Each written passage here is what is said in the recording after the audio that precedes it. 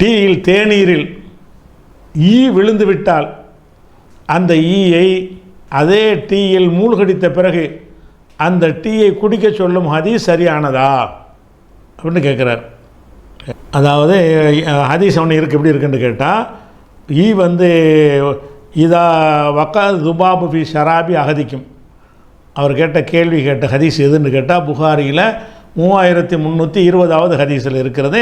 இதா வக்கா துபாபு ஃபி ஷராபி அகதிக்கும், உங்களுடைய யாருடைய பானத்திலாவது ஈ விழுந்து விட்டது என்று சொன்னால் ஃபல் யகமிசுஹு, ஈயை போட்டு ஒரே முக்கம் முக்குங்க, சும்மல் என்று ஒரு அமைக்கிட்டு தூக்கி வெளியே போடுங்க. மேலோட்டமாக இருந்தால் பிடிச்சி எரிஞ்சிடாமல் அந்த ஈ என்ன செய்யுங்க, டீலையோ பால்லையோ தண்ணீர்லையோ, அதில் வந்து ஷராபு தான் குடிபானம்.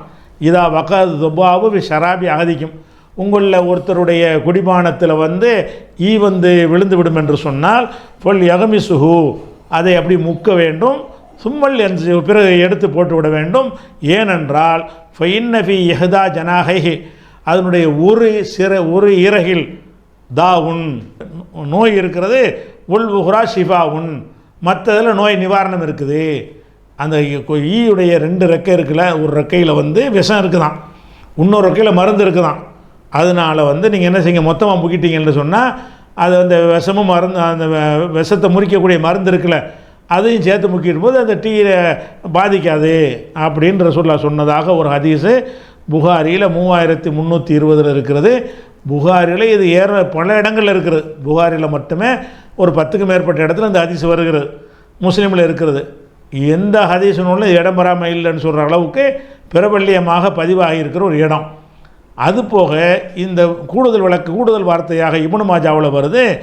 அதில் என்ன வருதுன்னு கேட்டால், ஃபி அகதி ஜனாகை துபாபி சும்முன், அந்த ஈயுடைய ஒரு சிறகில் வந்து விஷம் இருக்கிறது, உள்ள அகர் ஷிஃபா, இன்னொன்றில் ஷிஃபா இருக்கிறது.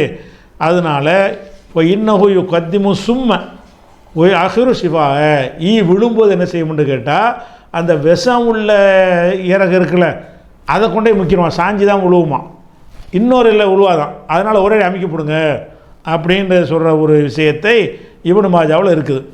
இந்த ஹதீஸை வைத்துக்கொண்டு எந்த ஒரு ஆய்வும் கிடையாது. சும்மா நம்ம ஆளுக்கு இந்த ஹதீஸ் வந்ததுனால அதை என்ன செய்கிறது, விஞ்ஞானிகள் கண்டுபிடித்தார்னு தெரியல. எந்த ஒரு ப்ரூஃபும் விஞ்ஞானிகள் ஆய்வு செஞ்சு ஒவ்வொரு ரெக்கையும் பிடுங்கி அதில் என்ன இருக்குன்னு டெஸ்ட்டு பண்ணி அப்படி பண்ணாங்களா பண்ணலை.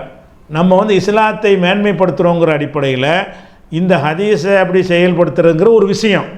இதுக்கு விஞ்ஞான முத்திரை குத்துறாங்க பாருங்கள். அப்படி முத்திரை குத்தும் பொழுது அது விஞ்ஞானத்தில் இல்லைன்னு வந்துச்சுன்னு சொன்னால் அப்போ என்னவாயிரும், நீங்கள் வந்து பொய் சொல்லி மார்க்கத்தை பரப்புறீங்கன்னு ஆயிரும். இஸ்லாத்தில் அதுக்கு அனுமதியே கிடையாது.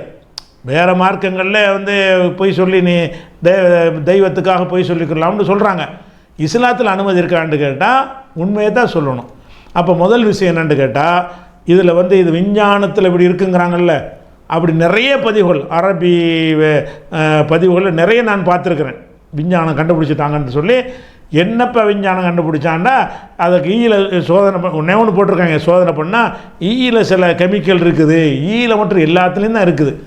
இந்த ஹதீஸில் உள்ள விஷயம் என்ன, ஒன்றில் ஷிஃபா இருக்கிறது, ஒன்றில் நோய் இருக்கிறதுன்ட்டு தான் விஷம் இருக்குங்கிறீங்கல்ல. அப்போ 2 சிறகையும் பிடுங்கி சோதனை பண்ணி, ஆமாம் ஒரு சிறகில் விஷம் இருக்கிறது, ஒரு இறகில் வந்து ஒரு ரெக்கையில் வந்து மருந்து இருக்கிறதுன்னு கண்டுபிடிச்சானா? அதுக்கு எந்த சோதனை நடந்துருக்குதா? இதே விஞ்ஞான சாயம் பூசுறீங்க. விஞ்ஞானங்கிற பொய். ஈயுடைய இறகுல வந்து ஒன்றில் விஷம் ஒன்றில் மருந்து என்கிற மாதிரியான எந்த ஆய்வுமே, ப்ரூஃபான ஆய்வு எதுவுமே கிடையாது. அரபில் உள்ள ஆளுக்கு அரபில் அப்படி ஆய்வு செய்தார்கள் எழுதி வச்சுருக்கிறாங்க.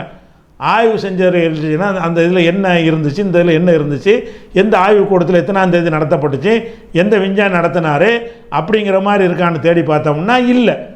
ஆனால் இது வந்து கரெக்டான ஹதீஸ் கிடையாது. ஏன் கிடையாதுங்கிறோம்னு கேட்டால், ஃபஸ்ட்டு நாங்கள் விளங்கணும், இஸ்லாத்தில் வந்து அருவருக்கிற விஷயங்களை வந்து அல்லாஹ் வந்து ஹராமாக்கியிருக்கிறான். ரசூலுல்லாவுடைய சிறப்பை அல்லாஹ் சொல்லும்போது என்ன செய்கிறான்னு கேட்டால், ஓ யுஹில்லுலஹுமு தையிபாத், இந்த முகம்மது வந்து தூய்மையான வைகளை அவர்களுக்கு ஹலாலாக்குகிறார். ஓ ஹர்ரிமு அலைஹிமுல் ஹபாயிஸ, அருவருப்பானவைகளை அவர்களுக்கு ஹராமாக்குகிறார். குர்ஆனில் வந்து 7வது அத்தியாயத்தில் 157வது வசனத்தில் இருக்கிறது. ரசூலுல்லாஹ் வந்து எதை ஹலாலாக்குறாங்களாம், தூய்மையானவைகளை ஹலாலாக்குகிறார்கள். எதை ஹராமாக்குகிறார்களா? ஹபாயிஸ், அருவருக்கத்தக்கவைகளை ஹராமாக்குகிறார்கள். இதுதான் ரசூலுடைய டியூட்டி என்று அல்லாஹ் என்ன செய்கிறான்? குர்ஆனில் 7:157 வசனத்தில் சொல்லுகிறான். இப்போ ஈ என்பது தூய்மையானதா அருவருப்பானதா? சின்ன குழந்தைக்கு பாட்டு சொல்லி கொடுக்கும் பொழுது கூட இலையில் சோறு போட்டு ஈயை தூர ஓட்டுன்னு சொல்லி கொடுக்குறீங்க. ஈ என்பது தூய்மையானது கிடையாது. நம்ம உணவில் அந்த ஈ உட்கார்ந்தால் நமக்கு பிடிக்க மாட்டேங்குது. ஒரு பூனையை கூட செல்லமாக வளர்க்குறோமே, அந்த மாதிரியான ஒரு விஷயமாக ஈ எடுத்துக்கொள்ள முடியுமா? நான் முடியாது. அது போக ஈயுடைய தன்மை என்னன்னு கேட்டால், ஒரு உணவில் உட்கார்ந்த உடனே அது என்ன செய்யணும்னா தனது உமிழ் நீரை முதல்ல நல்லா விளைக்கணும். ஈயை பற்றி ஆராய்ச்சி பண்ணி சொல்கிறாங்க. அது ஈ உட்கார்ந்து என்ன செய்யணும்னு கேட்டால், உமிழ் நீரை வாயினால் அதுக்கு ஒரு குழாய் மாதிரி வச்சுருக்குமா. அந்த குழாயினால் தான் உறிஞ்சி சாப்பிடும். திட உணவாக இருந்துச்சின்னு சொன்னால் அது திட உணவு திங்க முடியாது. அதுக்கு அது உமிழ் நீர் உமிழ் நீரில் ஒரு குழாய் மாதிரி இருக்குமா, அதை திட உணவில் போட்டோன்னு அது கரைஞ்சிரும். கரைச்சோன்னு என்ன செய்யும், அது கரைசலாக ஆக்கி தான் உறிஞ்சி குடிக்கும் அப்படின்னு சொல்லி கண்டுபிடிச்சிருக்கிறாங்க.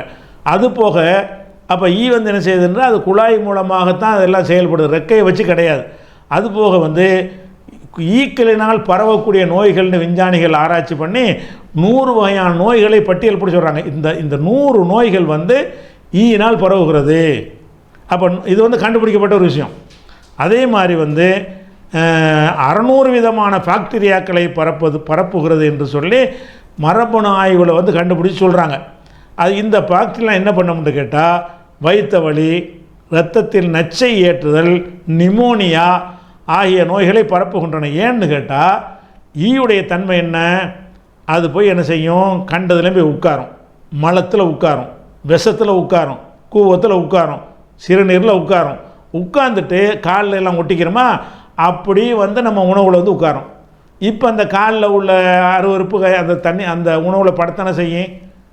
அது எப்படி இதை எப்படி ரசூலில் போட்டு நல்லா முக்கி சாப்பிடுவாங்க.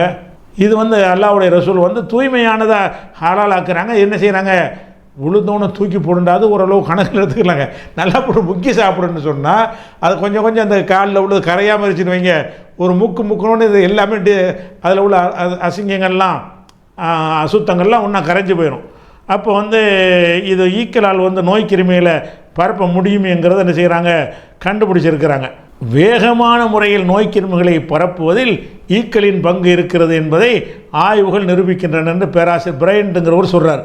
அது மாதிரி குப்பையில் உட்கார்றது, மக்கி போன உணவில் போய் உட்கார்றது, மிருகங்களில் போய் உட்கார்றது, அதன் கழிவுகளை உண்ணுவது, இப்படின்னு அதுக்கு அதனுடைய பொதுத்தன்மையாக இருக்கிறது. அதனால் நம்ம விளங்க வேண்டிய என்னென்னு கேட்டால், ஈ நல்லது இல்லை, நல்லா விளங்கிக்கிறணும். ஈ கெட்டது, அருவருக்கத்தக்கது. அருவருக்கத்தக்கதை ஹராமாக்குறதுக்கு வந்திருக்கிறாங்க. ஈ பொதுவாக எல்லா மனிதருடைய புத்திகளையும் அருவருக்கத்தக்கதாக பார்க்கப்படுகிறது. அப்போ கொசுவை கூட கொஞ்சம் ஜீர்ணிச்சிக்கிறோமா, எறும்பு கூட ஜீர்ணிச்சிக்கிறோமா, ஈயை ஜீர்ணிக்க மாட்டான்.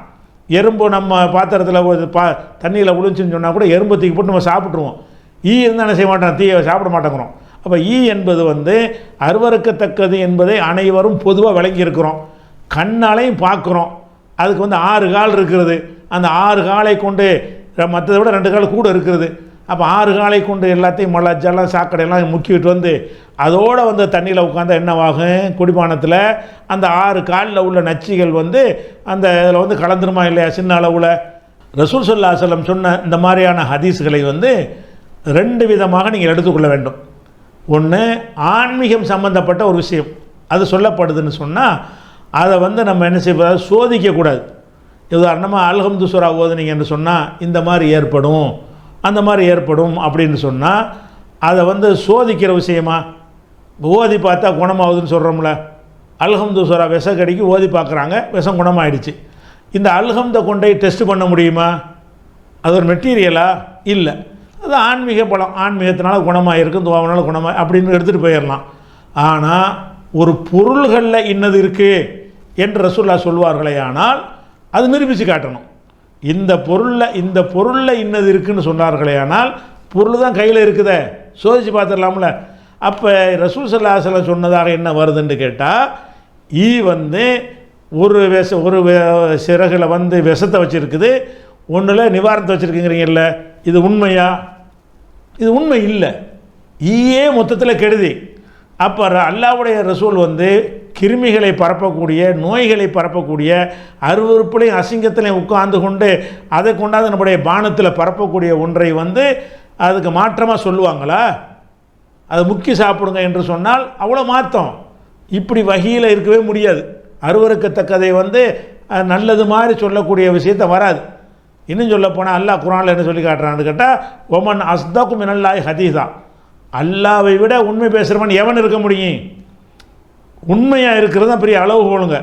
இது உண்மையாக இருக்கிறதா? உண்மையை தான் நம்ம ஏற்றுக்கொள்ளணும். இந்த ஈல வந்து நன்மை அப்படின்னு சொல்லி உண்மையா யாராவது நிரூபிச்சிருக்கிறாங்களா?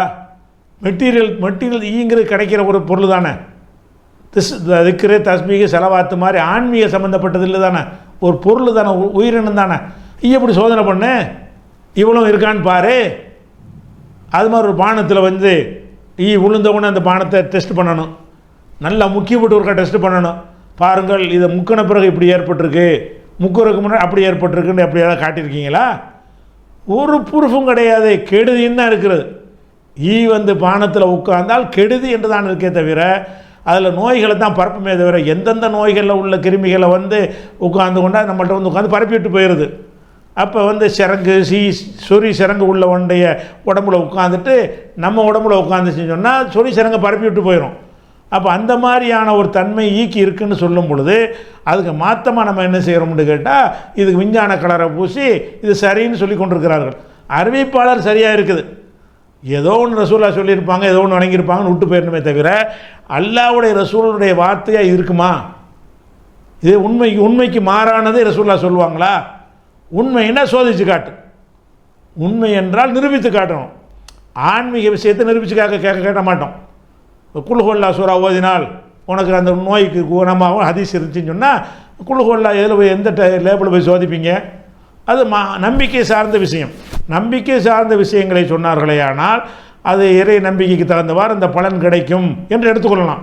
நம்பிக்கை சாராமல் மெட்டீரியல், ஒரு பொருள், ஒரு உயிரினம், ஒரு பேரிச்சம்பழம், ஒரு கோதுமை, ஒரு கொசு, ஒரு பள்ளி கரப்பான், இதை பற்றி சொல்வார்களே ஆனால் அதில் என்ன இருக்குன்னு டெஸ்ட் பண்ணிடலாமே.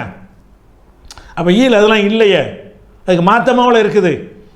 சோதனை பண்ணி பார்த்தவங்க யாராச்சும் நம்ம ஆளுக்கு பரப்புனதை தவிர யாராச்சும் விஞ்ஞானிகள் வந்து ஆய்வு செஞ்சு சொல்லியிருக்கிறாங்களான்னா இல்லை. அதனால் இந்த மாதிரி அருவருக்கத்தக்க ஒரு காரியத்தை அல்லாஹ்வுடைய ரசூல் சொல்ல மாட்டார்கள். அது ஒரு விஷயம். வஹீனா அல்லாஹ்வுடைய அறிவிப்பில் சொல்லியிருப்பார்கள் என்று சொன்னால் அந்த அந்த தன்மை இருக்க வேண்டும். இல்லவே இல்லை, அதுக்கு மாற்றமான ரிசல்ட் தான் இருக்கிறது. வஹி பொய்யாகாது. ஒமன் அஸ்தக் மினல்லாஹி கீலா, பேச்சில் அல்லாஹ்வோட உண்மையானவன் யார்? ஒமன் அஸ்தக் மினல்லாஹி ஹதீஸா, செய்திகளில் அல்லாஹ்வை விட உண்மையானவன் யார்? அல்லாஹ் சொன்னால் உண்மையாக இருக்கும். உண்மைக்கு என்ன அர்த்தம்? சோதித்து அறிஞ்சால் உண்மை மாற்றமாக வரக்கூடாது. அப்போ இந்த சம்பந்தப்பட்டதை சோதிக்கும் பொழுது அது பொய்யாக இருக்கிறது. இந்த ஹதீஸ் வந்து ஆத்தன்டிக்கான ஹதீஸ் என்று எல்லோரும் சொன்னாலும் அது அறிவிப்பாளரை வைத்து சொல்லுகிறார்கள். மெசேஜை வைத்து பார்த்தீங்கன்னா சரியில்லை, உண்மைக்கு முரணாக இருக்கிற காரணத்தினாலையும் இவர்கள் சொல்லக்கூடிய விஞ்ஞான கண்டுபிடிப்புகள் எல்லாம் வந்து இவங்க சொன்ன மாதிரி எந்த கண்டுபிடிப்பும் இல்லாத காரணத்தினாலையும் இதை வந்து நம்ம ஏற்றுக்கொள்ள தேவையில்லை, இதை ஹதீஸ் இல்லை என்று தான் எடுத்துக்கொள்ள வேண்டும். ஈக்கு வருவோம். சம்பந்தமாக நான் சொன்னதுக்கு வந்து பலரும் பல பதிலை சொல்கிறாங்க. அதில் ஒருத்தர் என்ன செய்கிறாருன்னு கேட்டால், ஒரு இலங்கையை சேர்ந்த ஒரு முஜாஹிதுங்கிற ஒரு ஆய்வாளர் ஒரு புக் அனுப்பியிருக்கிறார். அல் இசாபா ஃபி சிஹத் ஹதீஸ் துபாபா, சம்பந்தப்பட்ட ஹதீஸ் சரியானது என்பதற்குரிய ஒரு விளக்கம் அப்படின்னு ஒரு புஸ்தகத்தை எனக்கு பிடிஎஃப்பில் அனுப்பியிருக்கார். அனுப்பி இதை நீங்கள் கொஞ்சம் பாருங்கள் அப்படிங்கிறார். தகவலுக்காக வேண்டி நீங்கள் இதையும் கொஞ்சம் அந்த பற்றி சொல்லியிருந்தீங்க, இதில் கொஞ்சம் கூடுதல் விவரம் இருக்குது, அதை பாருங்கன்னு சொல்கிறார். அந்த ஹதீஸை நம்ம பார்த்துட்டோம். அதில் என்ன இருக்குதுன்னா ஒரு 90% வந்து அந்த ஹதீஸுடைய அறிவிப்பாளர்கள் எத்தனை புக்கில் வந்திருக்குது அந்த விஷயங்கள் தான் இருக்கிறது. இது சரி என்பதற்கு சில மருத்துவ ரீதியான சில காரணங்களை அவர் சொல்கிறார் இந்த நூலில். அந்த விஷயங்கள் எல்லாம் வந்து இந்த ஹதீஸில் உள்ளதை மெய்ப்படுத்துகிற மாதிரி கிடையாது. அதில் என்ன இருக்குது என்பதை வந்து இந்த இன்னொருத்தர் சொல்கிறார்ல, அதை விளக்கும்போது நான் சொல்லிடுறேன். அதில் என்ன செய்கிறாருன்னா, ஒரு ஆள் என்ன செய்கிறாருன்னு பாருங்க. இவர் ஒரு இலங்கை மௌலவி. இது வந்து விஞ்ஞானத்துக்கு எதிரானது அப்படி என்று சொல்கிறவர் வந்து முதல்ல உலகத்தில் வந்து என்ன நடந்துட்டுங்கிறத பார்க்கணும். விஞ்ஞானம் இதை மறுக்குதா அப்படின்ற இல்லவே இல்லை. விஞ்ஞானம் அது மறுக்கவே இல்லை. நிறைய ப்ரொஃபஸர்கள் நிறைய சயின்டிஸ்டுகள் வந்து இதை வந்து ஏற்றுக்கொண்டிருக்கிறாங்க. பல ஆண்டுகளுக்கு முன்னாடியே வந்து இதை ஏற்றுக்கொண்டு வைக்கிறாங்க. அதே மாதிரி ஆஸ்திரேலியாவில் மெக்வா யூனிவர்சிட்டி, இந்த யூனிவர்சிட்டியில் உள்ள சயின்டிஸ்டுகள் வந்து இந்த கொசுவினுடைய இறக்கையில் இருக்கக்கூடிய பாக்டீரியாக்கள் பற்றி அதை ஒரு ஆய்வு செய்கிறாங்க. அவங்க ஆய்வு செஞ்சு அவங்க ஒரு மஜல்லாவில் அதனுடைய முடிவை எழுதுகிறாங்க. அதனுடைய ஒரு சைட்டில், அந்த கொசுவினுடைய ரெக்கையின் ஒரு சைட்டில் வந்து கெட்ட பாக்டீரியாக்கள், மனுஷனுக்கு நோய் தரக்கூடிய வந்து பாக்டீரியாக்கள் இருக்குது. அதை கொல்லக்கூடியது மற்ற சைட்டில் இருக்குது. அதை விஞ்ஞான ஆய்வு கூடத்தில் வளர்த்து விட்டு அந்த நோயை பரப்பக்கூடிய ஒரு சைட்டு வந்து அப்படியே வளர்த்து விடப்படுது. வளர்த்துட்டு அடுத்த சைட்டை என்ன செய்கிறாங்கன்னு சொன்னால் அதில் உள்ள பாக்டீரியா எடுத்து அதில் விடுறாங்க. விட்டோன்னா அது எல்லாமே செத்து போகுது. இது அதை சாவடிக்குது அப்படிங்கிற ஒரு விஷயத்தை வந்து என்ன செய்கிறாங்க, ஆய்வு செய்கிறாங்க. ஆய்வு செஞ்சு அதை வந்து நிரூபிக்கிறாங்க. அதே மாதிரி ப்ரொஃபஸர் ஆண்ட்ரூ பீட்டிங்கிறவர், அதே மாதிரி ப்ரொஃபஸர் மேஷல் கிளாசன் என்று சொல்லக்கூடியவர், இவங்கெல்லாம் வந்து என்ன செய்கிறாங்கன்னு சொன்னால் இதை நிரூபிக்கிறாங்க. இந்த பாக்டீரியாக்கள் வந்து இப்படி இருக்குது அப்படின்னு நிரூபிக்கிறாங்க. அந்த ஹதீஸில் வந்து நபிகள் நாயகம் ஸல்லல்லாஹு அலைஹி வஸல்லம் அவங்க சொல்லும்போது என்ன சொல்கிறாங்கன்னு சொன்னால், உங்கள் ஒருவருடைய பாத்திரத்தில் குடிக்கக்கூடிய குடிபானத்தில் ஈ விழுந்துட்டுன்னு சொன்னால் அதை அமுக்கி விட்டுட்டு அதை வெளியேற்றிட்டு அதை குடியுங்கன்னு சொல்லிட்டாங்க. அந்த ஹதீஸை நான் நேரத்தில் சொன்னேன். அந்த ஹதீஸில் பின்னுக்கு ரசூலுல்லாஹி ஸல்லல்லாஹு அலைஹி வஸல்லம் அவங்க என்ன சொல்கிறாங்கண்டா, அதனுடைய ஒரு ரெக்கையில் வந்து நோயும் இன்னொரு ரெக்கையில் அதுக்கு மருந்தும் இருக்குது அப்படின்னு சொல்கிறாங்க. அப்போ இன்றைக்கு இருக்கக்கூடிய இந்த யூனிவர்சிட்டியில் இருக்கக்கூடிய சயின்டிஸ்டுகள், சில ப்ரொஃபஸர்கள் அந்த பாக்டீரியாக்கள் சம்பந்தமாக ஆய்வு செய்து அதில் உள்ள அந்த நோயை கொல்லக்கூடியது ரெண்டுமே ஒரு சின்ன ஒரு ஈயில் ஒரு ரெக்கையில் வந்து அது நோயை கொடுக்கக்கூடிய கெட்ட பாக்டீரியாக்களும் இன்னொன்றில் அதை சாவடிக்கக்கூடிய நல்லது இருக்கிறத பார்த்து அதிசயித்து அவங்க இந்த குர்ஆன் ஹதீஸ் எல்லாம் பார்க்கல, அவங்க ஈயை பற்றி ஒரு ஆய்வு செஞ்சு ஈயில் இப்படி ஒன்று இருக்குதுன்னு சொல்கிறாங்க. எழுதவும் தெரியாத படிக்கவும் தெரியாத நபிகள் நாயகம் ஸல்லல்லாஹு அலைஹி வஸல்லம் அவங்க இதை செஞ்சுட்டு குடிங்கன்னு மட்டும் சொல்லலை, அதுக்கு விளக்கமாக சொல்கிறாங்க. என்ன சொல்கிறாங்க, அதனுடைய ஒரு ரெக்கையில் நோய் இருக்குது, இன்னொரு ரெக்கையில் அதுக்கு மருந்து இருக்குது அப்படிங்கிறாங்க. அப்போ இன்னைக்கு வந்து ஆய்வாளர்கள் அதை நிரூபிக்கிறாங்க. இப்போ இஸ்லாம் உண்மையாகுது. இப்போ வந்து அல்லாஹ்வுடைய இந்த மார்க்கம் உண்மை, இதை வச்சு எவ்வளோ பேர் இஸ்லாத்துக்கு வந்துட்டாங்க. அப்போ இவர் என்ன சொல்ல வர்றாருன்னு கேட்டால், அந்த ஈயை பற்றி ரசூலுல்லாஹ் சொன்னாங்கல்ல, ஒரு இறகுல விஷம் இருக்குது, ஒரு இறகுல மருந்து இருக்குன்னு சொல்லி, அதை வந்து விஞ்ஞானிகள் வந்து கண்டுபிடிச்சிட்டாங்க. இந்த பாருங்கள் அந்த ஆதாரம் அப்படின்னு சொல்லி ஒரு நாட்டில் கண்டுபிடிச்சதாக ஒரு ஸ்க்ரீன்ஷாட்லாம் போட்டு ஒரு விளக்குறார். அதில் என்ன இருக்குங்கிறத இப்படி சொல்கிறார் அவர். என்ன சொல்கிறாரு, ஒரு ஹதீஸில் என்ன வருது, ஒரு ஈவுடைய ஒரு சிறகுல வந்து இறக்கையில் வந்து மருந்து, இன்னொரு இறக்கையில் வந்து விஷம். இதை வந்து மொரோக்கோவில் உள்ள விஞ்ஞானிகள்லாம் ஆராய்ச்சி பண்ணி நினைஞ்சிட்டாங்க, அதை கண்டுபிடிச்சிட்டாங்க அப்படிங்கிற மாதிரி சொல்கிறாரா. அதோடு வந்து என்ன செய்கிறாருன்னா இதை தான் இதை விஞ்ஞான ப்ரூஃப் என்று பேசுகிறார். இப்போ இதுக்கு போகிறதுக்கு முன்னாடி ஒரு அடிப்படையை சொல்லிடுறேன். நம்ம விஞ்ஞானத்துக்கு மாற்றோம் அப்படிங்கிற வகையில் ஹதீஸை மறுத்தோமா, அவ்வளோ கூறுகிட்டு போய் நம்ம இருக்கிறோம். விஞ்ஞானத்துக்கு மாற்றத்துக்காக மறுக்கலை, விஞ்ஞானத்தை எதுக்கு நான் சொன்னேன்னு கேட்டால், இப்படி புழுகுறீங்கல்ல அது தவறுங்கிறதுக்கு நான் சொன்னேன். அந்த போன வாரம் சொல்லும் பொழுது இந்த மாதிரி விஷம் இருக்குது, ஆய்வுகளை கண்டுபிடிச்சிட்டாங்க, இது மாதிரி பொய்யா சொல்கிறாங்க, அப்படி எதுவுமே இல்லை. நீ விஞ்ஞானத்தை கொண்டு வந்து நிப்பாட்டி முட்டு கொடுக்குற, விஞ்ஞானத்தில் கண்டுபிடிச்சிட்டாங்கன்னு பொய் சொல்கிற. அப்போ கண்டுபிடிச்சிட்டாங்கன்னு சொன்ன செய்தி பொய், அப்படி எதுவும் கண்டுபிடிக்கலை என்பதற்கு தான் நான் விஞ்ஞானத்தை சொன்னேன். நான் மறுத்தது எதுக்கு மறுத்தேன்னு கேட்டால், கெட்டவைகளை ரசூலுல்லாஹ் வந்து அருவருப்பானதை ஹராமாக்குவார்கள், ஹபாயிஸ் அருவருக்கத்தக்கவைகளை ஹராமாக்குவார்கள் என்கிற குர்ஆன் வசனத்துக்கு மாற்றமாக இருக்கிறதுனாலையும், நடைமுறை கண்ணுக்கு தெரிகிற உண்மைக்கு மாற்றமாக இருக்கிறது. விஞ்ஞானத்துக்கு மாற்றம் இல்லை. விஞ்ஞானிகள் ஒரு நாளைக்கு இது சரியுமா, ஒரு நாளைக்கு சரியில்லைம்மா, டீ குடிக்கிறது கெட்டதுமா, அப்புறம் டீ தான் நல்லதுமா, அதெல்லாம் ஒரு காலத்துக்கு காலம் மாறுங்கிற அந்த பேசிக் இல்லாத முட்டாள்கள் நம்ம இருக்கிறோம். விஞ்ஞானிகள் சொல்கிறதில் விஞ்ஞானங்கிறதுல ரெண்டு வகை இருக்குது. விஞ்ஞானங்கிறது வந்து நம்மளே இப்போ கண்ணால் பார்த்து அறிகிறது கூட விஞ்ஞானம் தானே. இப்போ ஈ வந்து மலத்தில் உட்காந்து அந்த மலத்தை காலில் ஒட்டிக்கிட்டு வரும்னு விஞ்ஞானி சொல்கிறான். இது மாறவா செய்யும்? உனக்கு வந்து எனக்கு தெரியல, பார்க்குறோம்ல, மலத்தில் உட்காருதில்ல, சளியில் உட்காருதில்ல, சீலில் உட்காருதில்ல, சிரங்கில் உட்காருதா இல்லையா, சாக்கடையில் உட்காருதா இல்லையா, அப்போ எல்லாத்துலேயும் உட்கார்ந்து விட்டு அதுலேயும் வாயை வைத்து அதுலேயும் உறிந்து விட்டு அப்படியே வந்து என்ன செய்கிறது, ஒரு தண்ணீரில் வரும் பொழுது இதில் விஞ்ஞானி என்ன சொல்கிறான்னு கேட்டால், இது ஆராய்ச்சி பண்ணி சொல்கிறதில்ல, என்னென்ன அதுக்கெலாம் நான் போகலை, இதில் சொல்லக்கூடிய விஷயம் உன் கண்ணுக்கு தெரியுதா இல்லையா? விஞ்ஞானிகள் சொல்கிறாங்கிறதுக்காக இல்லை, விஞ்ஞானியை சொல்லாட்டாலுமே நானே சொல்லலாமே, இதை பெரிய விஞ்ஞானியத்தை படிச்சுட்டு ஒரு தேவையில்லையே. அதில் ஒட்டிக்கிட்டு வருது, ஒட்டிக்கிட்டு வந்து என் உணவில் அது வைக்கிது, அது படுமா படாதா?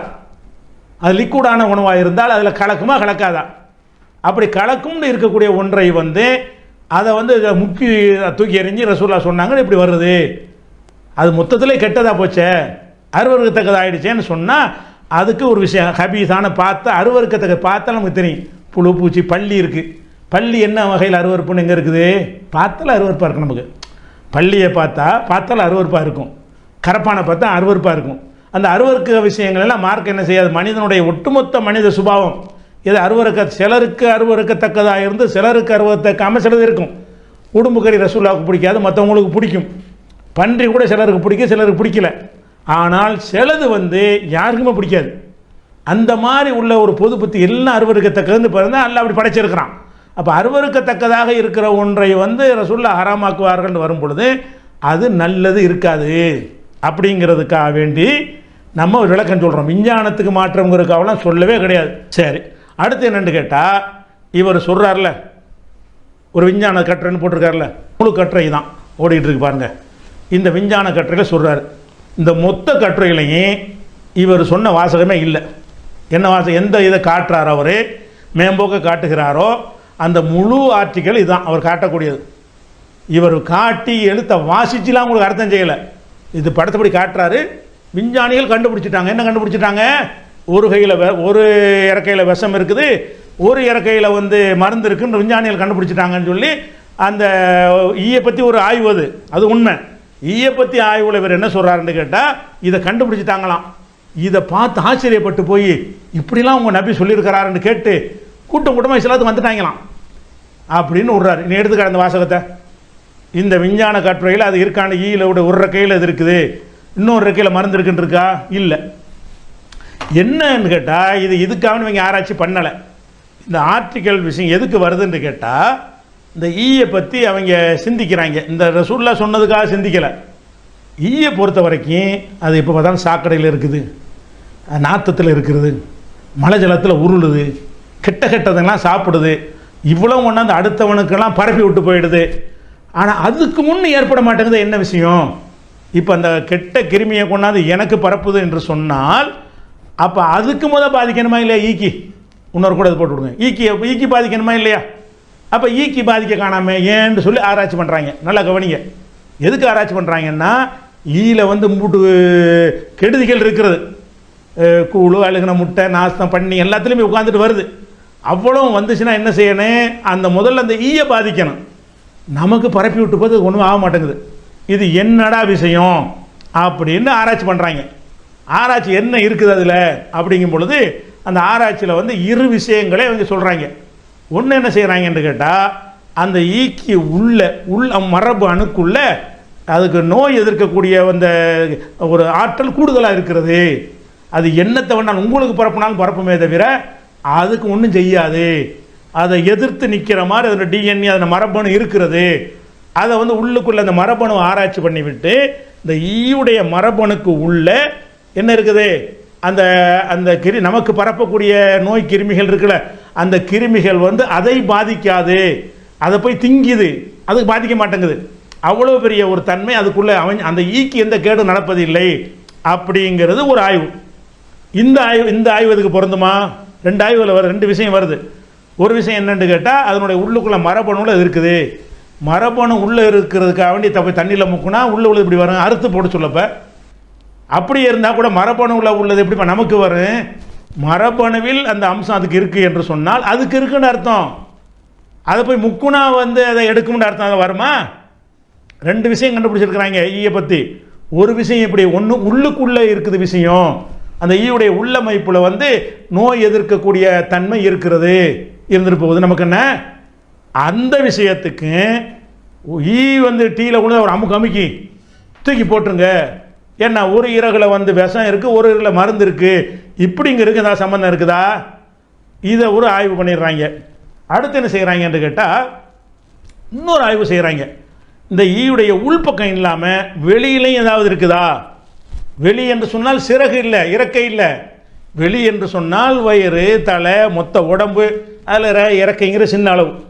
அப்போ என்ன செய்கிறாங்கன்னா அந்த ஈயை வந்து அதில் அது ஈயுடைய மொத்த உடம்பு, என் பாடின்னு இருக்குன்னு வைங்களேன், கை மூஞ்சி எல்லாத்துலையும் இருக்கும்ல, இதில் என்னமாவது இருக்குதா, உள்ளுக்குள்ளே என்னமா இருக்கான்னு ஒரு பார்த்துடுறாங்க. அப்புறம் என்ன பார்க்குறாங்கன்னா வெளியிலையும் அந்த நோய் எதிர்க்கக்கூடிய ஒரு தன்மைகள்லாம் ஏதாவது இருக்குதா அப்படிங்கிறதுக்காக வேண்டி அதுக்கு உரிய முறை பிரகாரம் இவங்க சொல்ல ஆர்டிக்கலில் அதுக்குரிய முறை பிரகாரம் அந்த ஈ என்ன செய்கிறாங்கன்னு கேட்டால் எத்தனாலில் போட்டு முக்குறாங்க. எத்தனாலுங்கிறது அது ஒரு சாராயம்னு வைங்களேன், அதில் போய் சாராயத்தில் முக்கி அழுத்தும் போது அந்த ஈயுடைய மேற்பரப்பு இருக்குல்ல, ரெக்கைன்றதில் சொல்லலை, மேற்பரப்பு என்றால் ரெக்கை, தலை, கிளை, வயிறு எல்லாம் தான். அதிலேருந்து சில கரைசல்கள் கரைஞ்சி அதில் சில கெமிக்கல் மாதிரி அதில் வருது, ஒரு கலவை கிடைக்கிறது. அந்த கலவையை எடுத்து, கலவையில் என்ன வருது, ஈ எப்படி உள்ள விட முக்குனிங்கன்னா கரைஞ்சிரும்ல, கரைஞ்ச பிறகு அதில் பிரித்து எடுக்கிறாங்க ஒன்று ஒன்றையா. அதில் உள்ள கழிவு எல்லாம் பிரித்து விட்டு அதுலேருந்து ஒரு ஃபேக்ட்ரியாவை அந்த நோய் எதிர்ப்பு சக்தி அதுக்கு இருக்குதுல்ல, அதுக்கு ஒரு இதை பிரித்து எடுக்கிறாங்க. இப்படி ஒன்று இருக்கிறது, அது உடல்லையே என்ன இருக்குன்னு கேட்டால் நோயை எதிர்க்கக்கூடிய ஒரு தன்மை அதில் இருக்கிறது. இதில் இருக்குது ஒரு ரெக்கையில் அப்படி இல்லை, மொத்த பாடியிலையும். மொத்த ஹதீஸில் எப்படி வருது, மொத்த பாடின்னு வரல, வழங்குதா, மொத்த பாடியில் தான் உழுவுது அது. ஆனால் அதில் இருக்கிறது வந்து நமக்கு பயன் தருமானா பயன் தராது. பயன் தருமாக இருந்தால் எத்தனை நாள் இதுக்கு முக்குறான், வெறும் தண்ணியில் முக்குனா ஆகாதுன்னு அர்த்தம். நீ சொன்ன விஞ்ஞான கருத்தில் என்ன வருதுன்னு கேட்டால் எத்தனை நாளுங்கிற சாராயத்தில் முக்கணும். ஒவ்வொன்றையும் சிலது ஆசிட்டில் முக்குவாங்க, சிலது ஒன்று ஒரு பொருளை முக்குவாங்க. அப்போ எத்தனாலில் கொண்டே முக்குனின்னு சொன்னால் அந்த எத்தனாலுங்கிறதுடைய அந்த ரசாயனத்தின் காரணமாக அந்த கொசுவுடைய மேற்பரப்பில் உள்ள அந்த பூச்சிக்களை அது கரைத்து எடுக்கும். அதில் சில ஒரு சக்தி இருக்கிறது. என்ன சக்தி இருக்கிறது, நோய் எதிர்ப்பு சக்தி இருக்கிறது. அதை கொண்டு தான் ஈ வந்து தன்னை பாதுகாத்துக் கொள்கிறது. அந்த பாக்டீரியா பிரித்து எடுத்து இதை மனிதனுக்கு நோய் எதிர்ப்புக்கு பயன்படுத்த முடியுமா என்று ஆராய்ச்சியில் இருக்கிறோம். அந்த கலவையெல்லாம் எடுத்து பிரித்து இதான் அவங்களுடைய விஞ்ஞானத்தினுடைய சாராம்சம். அந்த ஆர்டிக்கலை நிறுத்தி பார்த்தோன்னு என்ன செய்யுங்க, முழுசாக படித்து நீங்களே தெரிஞ்சு கொள்ளுங்கள். அப்போ இதில் என்ன நான் கேட்குறேன்னு கேட்டால், நீ அந்த ஹதீஸில் என்ன இருக்குது, ஒரு ரெக்கையில் இது ஒரு ரெக்கையில் அதுங்கிற அப்படி இருக்க விஞ்ஞானத்தில் இல்லை. விஞ்ஞானி என்ன சொல்கிறான், அந்த ஒட்டுமொத்த ஈயுடைய பாடியில் ஒரு விதமான ஒரு பாக்டீரியாக்கள் இருக்கிறது. அது என்ன செய்யும்னா நோய் எதிர்க்கக்கூடிய சக்தி அது கொடுக்குறது. உள்ளுக்குள்ளேயும் இருக்கிறது, அது ஒரு ஆராய்ச்சி, மேலேயும் இருக்கிறது. அதனால் அதுக்கு என்ன செய்யாது, நம்மளுக்கு பரப்பி விட்டுரும், அதுக்கு ஒன்றுமே செய்யாது. அது சுய பாதுகாப்புக்கு அல்ல அதை கொடுத்துருக்குறான். அது உன்னைய பாதுகாக்குங்கிறதுல சொல்லப்படவே இல்லை. அதை கூட பிரித்து எடுக்கிறதா இருந்தால் தண்ணிக்குள்ளே முக்கணும்னு பிரியாது. அப்படி இருக்குமாக இருந்தால் எத்தனை நாளில் கொண்டே முக்கிறான், தண்ணியில் முக்கிற ஆராய்ச்சி பண்ண வேண்டியது தானே. நீ என்ன செய்கிற, டீயில் முக்க சொல்கிற, டீ என்ன எத்தனை நாள், அது பால் எத்தனை நாளா, தண்ணி வந்து எத்தனை நாளில் உள்ளதா. அப்போ எத்தனை நாளுங்கிறது வந்து அந்த ஒரு சாராயத்தில் கொண்டே நீ போட்டே என்று சொன்னால் அதனுடைய அந்த ஸ்பிரிட் மாதிரி இருக்கும்ல, அது கரைச்சி எடுக்கும். அப்படி எல்லாத்தையும் கரைச்சி எடுக்கும் பொழுது அது பின்னாடி ஒரு கலவை மாதிரி கிடைக்கும். அந்த கலவையை பிரித்து என்ன செய்வாங்க, குரூட் ஆயில் எடுத்து பெட்ரோல், டீசலு, தாறு இப்படி பிரிக்கிறாங்கல்ல, அந்த மாதிரி பிரித்து எடுக்கும் பொழுது இந்த பாக்டீரியா சக்தியை மட்டும் பிரித்து எடுக்கிறாங்க. இதுதான் அதுக்கு நோய் எதிர்க்கிறதுக்கு உதவுகிறது. இதை எப்படி கண்டுபிடிக்கிறாங்க, விஞ்ஞானிகள் வந்து எத்தனாலில் போட்டு அப்படி அந்த நவீன முறை பிரகாரம் பிரித்து எடுக்கிற ஒரு விஷயம். அப்படி அந்த ஈயை போட்டு மொத்தமாக முக்குனா அதிலிருந்து உள்ள அந்த பாக்டீரியாவுடைய தன்மை தண்ணிக்குள்ளே இறங்க மாட்டா, இறங்காது. இறங்குமாக இருந்தால் விஞ்ஞானி போட்டு ஆராய்ச்சி பண்ண தேவையில்லை. தண்ணியில் முக்கியமாக தண்ணியை போட்டு ஆராய்ச்சி பண்ணிட்டு போயிருப்பான். அப்போ தண்ணியிலாம் இந்த கதை நடக்காது, பாலில் நடக்காது, தேனில் நடக்காது. அதுக்குரிய ரசாயனத்தில் போடணும். அப்படி போட்டு அதில் ஒன்று இருக்குங்கிற இது ஒரு கண்டுபிடிப்புக்கு இந்த ஹதீஸுக்கு ஏதாவது சம்மந்தம் இருக்குதா? இதை கொண்டு வந்துக்கிட்டு நீ என்ன செய்கிறாங்க, பார்த்தீர்களா, அதில் கண்டுபிடித்து விட்டார்கள். நீ சொன்ன மாதிரி கண்டுபிடிச்சிருக்கிறான். அதில் இன்னொரு அது ரெண்டு இருக்குண்டியா, ரெண்டு இருக்கா, ஒன்றில் விஷம் ஒன்றில் மருந்துண்டியா, அப்படி சொல்ல காணாம அவன் மருந்து தானே இருக்குங்கிறான். நீ விஷம் இருக்குங்கிறியப்பா, அதுக்கு எங்கே விஞ்ஞான ப்ரூஃப் எங்கே இருக்குது? அது ஆராய்ச்சி பண்ணும்போது பிரித்து எடுக்கும்போது ஆமாம் சிலதில் வந்து ஒரு அப்படி ஒன்று அதுக்கு மாற்று மருந்து அதில் அப்படியே கண்டுபிடிச்சிருக்கிறான். அப்படி ஒன்றும் கண்டுபிடிக்கலை. அதனால் இது அந்த காலத்தில் இந்த ஆர்டிக்கெல்லாம் நாங்கள் பார்த்தது தான். இதை நம்பி தான் நாங்கள் பேசியிருக்கிறோம். இருக்குது, விஞ்ஞானிகள் கண்டுபிடிச்சிட்டாங்கன்னு சொல்லி அதை சொல்லி தான் போன வாரமாக நான் சொல்லி இருக்கிறேன். அப்படிலாம் கண்டுபிடிக்கல, இவங்க பில்டப் கொடுத்துருக்காங்க, பொய்யா பில்டப் கொடுக்குறாங்க. அது ஈயுடைய தன்மையை ஆராய்ச்சி பண்ணும்போது சொன்னதை எடுத்துக்கிட்டு இதை கொண்டு வந்து எப்படி இஸ்லாத்தில் ஃபிட் பண்ணுறது. இந்த நோய் உனக்கு ஏன் வருது? நீ தாட விஞ்ஞானத்தை நிறுவ பார்க்குற, ஹதீஸை பார்க்குற, குரானுக்கு மாதிரி தூக்கி போட்டு போயிட்டு இருப்பியா பேசாமல்? ஈயை பார்க்குற, அசுத்தத்தில் புரளுது பார்க்குற, அது தண்ணியில் உழுவதை பார்க்குற, தூக்கி போட்டு போயிட்டு இருப்பியா? அப்படி நல்லா முக்கு அல்ல, பேசாமல் கூட இருந்துட்டு போயிடலாம் அதை பற்றி. அல்ல விழுந்தால் எடுத்து போட்டிருக்கண்டா சொல்லலாம், மொத்தமாக உள்ளே முக்கிட்டு எடுத்து போடுன்னு ஒரு காரணம். அதானே பிரச்சனை. ஈ விழுந்துச்சின்னு சொன்னால் தூக்கி எறிந்து விடுங்கள் அப்படின்னா கூட பிரச்சனை இல்லை. அல்ல எரியாமல் அப்படி திண்டு சாப்பிடுங்கண்டா கூட பிரச்சனை இல்லை. அதில் ஒரு சயின்டிஃபிக்கான ஒரு விஷயம் இருக்கிற மாதிரி ஒரு வாசகம் இருக்கும் பொழுது அதை சோதித்து கண்டுபிடிச்சாங்கன்னு இப்போ புருடா விட்டுருக்கு நீ சொல்லும் பொழுது தான் எங்கடா அப்படி இருக்குன்னு நம்ம கேட்க வேண்டி வந்துச்சு. அதனால ஈ சம்பந்தமாக ஈக்கு ஒரு தனி சிறப்பு இருக்குது. என்ன சிறப்பு இருக்குது? அதன் உள் அமைப்பிலையும் நோய் எதிர்க்கக்கூடிய தன்மை இருக்கிறது. அதனுடைய வெளிப்புகம், கண், மூக்கு, காது, உடம்பு, கிடம்பு, பாடி, வயிறு, ரெக்கையிலையும் சேர்த்துக்க எல்லாத்துலேயுமே எந்த நோய் வந்தாலும் அண்டாத அளவுக்கு அதில் ஒரு பாதுகாப்பு கவசம் அந்த ஈயில் இருக்கிறது. விஷ கவசம் இல்லை, ஒன்றுல மருந்து ஒன்றுல விஷங்கிறீங்களா, அது அதில் இல்லை, மொத்தத்தில் இருக்கிறது. இந்த மாதிரியான ஒரு விஷயத்தை அதுவும் எப்படி கண்டுபிடிக்க முடியும்? அதை தண்ணியில் முக்கி அந்த ஃபேக்டரியை எடுக்க முடியாது. பாலில் முக்குனா அதில் உள்ள அந்த சக்தி அதுக்கு வந்துடாது. அந்த வந்தால் கூட அது நமக்கு ஒர்க் அவுட் ஆகாது. நமக்கு அது பயன் தரக்கூடியதாக இருக்குமே. ஆனால் அந்த பாக்டீரியாவை சோதனை கூடத்தில் உருவாக்கி மனித உடலில் எப்படி அது செலுத்தினால் அது கரெக்டாக வரும்னு விஞ்ஞான ரீதியான பல வேலைகள்லாம் செஞ்ச பிறகு அது ஆய்வில் இருக்கிறோங்கிறான். அப்படிலாம் செஞ்ச பிறகு ஈ பாக்டீரியான்னு ஊசியை கண்டுபிடிச்சி அந்த ஊசியை போட்டின்னு சொன்னால் அந்த ஈ எப்படி உனக்கு வந்து இப்போ கொரோனாக்கெல்லாம் போடுறாங்களே தடுப்பூசி, அந்த மாதிரி என்ன செய்வாங்கன்னா அது அந்த எதிர்ப்பு சக்தியை எதிர்காலத்தில் உண்டாக்கலாம். அப்படி உண்டாக்குனாலும் இந்த ஹதீஸை மெய்ப்பிக்க அது உதவுமா? உதவாது. இப்படின்னு சொல்லும்போது என்ன செய்கிறாங்க, இந்த விஞ்ஞானத்தில் அப்படி சொல்கிறாங்க. அப்படிலாம் கிடையாது. விஞ்ஞானத்தை அடிப்படையில் நம்ம சொல்லவே கிடையாது. நீ சொன்னதுக்கு மறுப்பு தான் இது. அது போக வந்து இன்னும் சில கேள்விகளை கேட்குறாங்க. இது வந்து அருவருப்பானதுங்கிறீங்களே கேள்வி. ஹதீஸு வந்து அசுத்தமான ஒரு பொருள்னு தெரியுது, தண்ணியில் முக்காதுன்னு சொல்கிறதுக்கு அதை வந்து இயற்கையாக வந்து உட்கார்றதுக்கு அவ்வளோ வித்தியாசம் இருக்கிறது. நம்மள்ட்ட கேள்வி கேட்குறாங்க, நியாயப்படுத்துகிற கேள்வி. நீங்கள் ஒரு ஹோட்டலில் சாப்பாடு சமைக்கிறார்கள், அதில் விழுந்து விட்டால் தூக்கி எறிந்து விடுவீர்களா? அதில் முக்கி விட்டால் விடுவீர்களா? நஷ்டமடை அதை பார்க்க வேண்டாம். அதையே நீ பார்க்குற, நீ எதையும் பார்க்காம நம்புகிற ஆளாக இருக்குமா? அதை என்ன ஒரு காரணமாக சொல்கிறீங்க? நீ ஹோட்டல் கடை வச்சுருந்தா செய்வியா? ஒரு விஷயத்தை நம்ம விளங்கிக்கிறோம். இந்த அருவருப்பான விஷயங்கள் இருக்குல்ல, அதுக்கு உனக்கு பொது புத்தி, உனக்கு மூளை இருக்கும் என்று சொன்னால், ஒரு பொது புத்தி இருக்கும் என்று சொன்னால் அதை ஒழுங்காக நீ சிந்திக்கணும். எப்படி சிந்திக்கணும்? ஒரு எலி செத்து போச்சு. செத்து போன எலி ஒரு செம்புல தண்ணியில் வந்து விழுந்துருச்சு. அந்த தண்ணி என்ன செய்வோம்? நம்ம வந்து பள்ளி வச்சுக்கிறோம். பள்ளி செத்து போய் ஏன்னா ஈ சின்னது தானே விட்டுருவோம், பெருசாக வச்சுக்கிறோம். பள்ளி செத்து போச்சு. அது என்ன செய்யுது? ஒரு டம்ளரில் விழுந்துருச்சு, ஒரு செம்பில் விழுந்துருச்சு, ஒரு குடத்தில் விழுந்துருச்சு. அப்போ நம்ம என்ன செய்வோம்? தூக்கி கொட்டிடுவோம். அதே பள்ளி வந்து ஒரு குளத்தில் விழுந்துருச்சு. நீ என்ன செய்வ? குளத்தை திறந்து விட்டுருவியா வெளியே? ஆற்றுல விழுந்துருச்சு. அளவு ஜாஸ்தியாக இருந்தால் கண்டுக்கிற மாட்டோம். கம்மியானதில் வந்து அது விழும் பொழுது தான் அருவருத்தல் என்று வரும். இப்போ நம்ம ஆறு தண்ணி ஓடிட்டு இருக்கிறது. நமக்கு முந்தி ஒருத்தன் உட்காந்து மலைஜலம் கழிச்சுட்டு கழுவிக்கிட்டு இருப்பான். அதை எதாவது நினைக்குவோமா? அவ்வளோ பெரிய தண்ணியில் என்னத்தை கடத்துற போகுது? இவ்வளோ பெரிய தண்ணி ஓடக்கூடிய தண்ணீரில் ஒருத்தன் போய் காலை கழுவுறதுனால என்ன நடந்துட போகுது? மாதவிடாய் பொண்ணு போய் குளிப்பா, அந்த பக்கம் இந்த பக்கம் நம்ம இருப்போம். ஓஹோ தண்ணி ஆற்ற விட்டு ஆற்ற தண்ணியை வெளியேற்று அப்படியா சொல்லுவோம்? அப்படி சொல்ல மாட்டோம். அதே என்ன ஒரு டப்பில் வச்சுக்கிட்டு ஒரு அந்த மாதிரி குளிக்கிற ஒரு பொம்பளை, அந்த தண்ணியில் என்ன செய்வ? நீ ஒரு டப்பில் தண்ணியை வச்சுக்கிட்டு அதில் உட்காந்து குளிக்கிறான். இதில் நீ குளிப்பியா? குளிக்க மாட்டேன். அப்போ ஒரு டப்பில் ஒருத்தன் மூத்திரம் மேஞ்சிட்டான், என்ன செய்வ? தூக்கி ஊற்றிடுவேன். ஆற்றுல மூத்திரம் மேஞ்சிட்டான், அவன் மூத்திரம் மேஞ்சி விட்டான், கூறு கட்டு போய் நீ ஹோட்டல் வச்சுருந்தா செய்வியா? அதிகமான பொருளில் ஒன்று ரெண்டு ஒன்றை தூக்கி போட்டு ஒன்றும் செய்யாது, பாதிக்காது. அந்த அருவருப்பு இருப்புனா என்னென்னா அந்த குறைந்த டம்ளரில் உள்ள அளவில் வரும்போது பாதிக்கும், சின்ன அளவில் உள்ளது பாதிக்கும். எந்த ஒரு அருவருப்பானதுக்கு நீ என்ன அளவுகோல் வச்சுருக்கிற? புத்தியை பயன்படுத்தணுமா இல்லை? வாதம் பண்ணுறேன்னு உருட்டு கிறுக்குத்தனமாக வளர்றதா அது? அப்போ ஹோட்டல் வச்சுருந்தானா ஹோட்டலில் என்ன அரைக்கப்படி அரிசி ஆக்குவானாம? அது போக திடப்பொருளில் உழுவும் போது அந்த பஞ்சாயத்து வராது.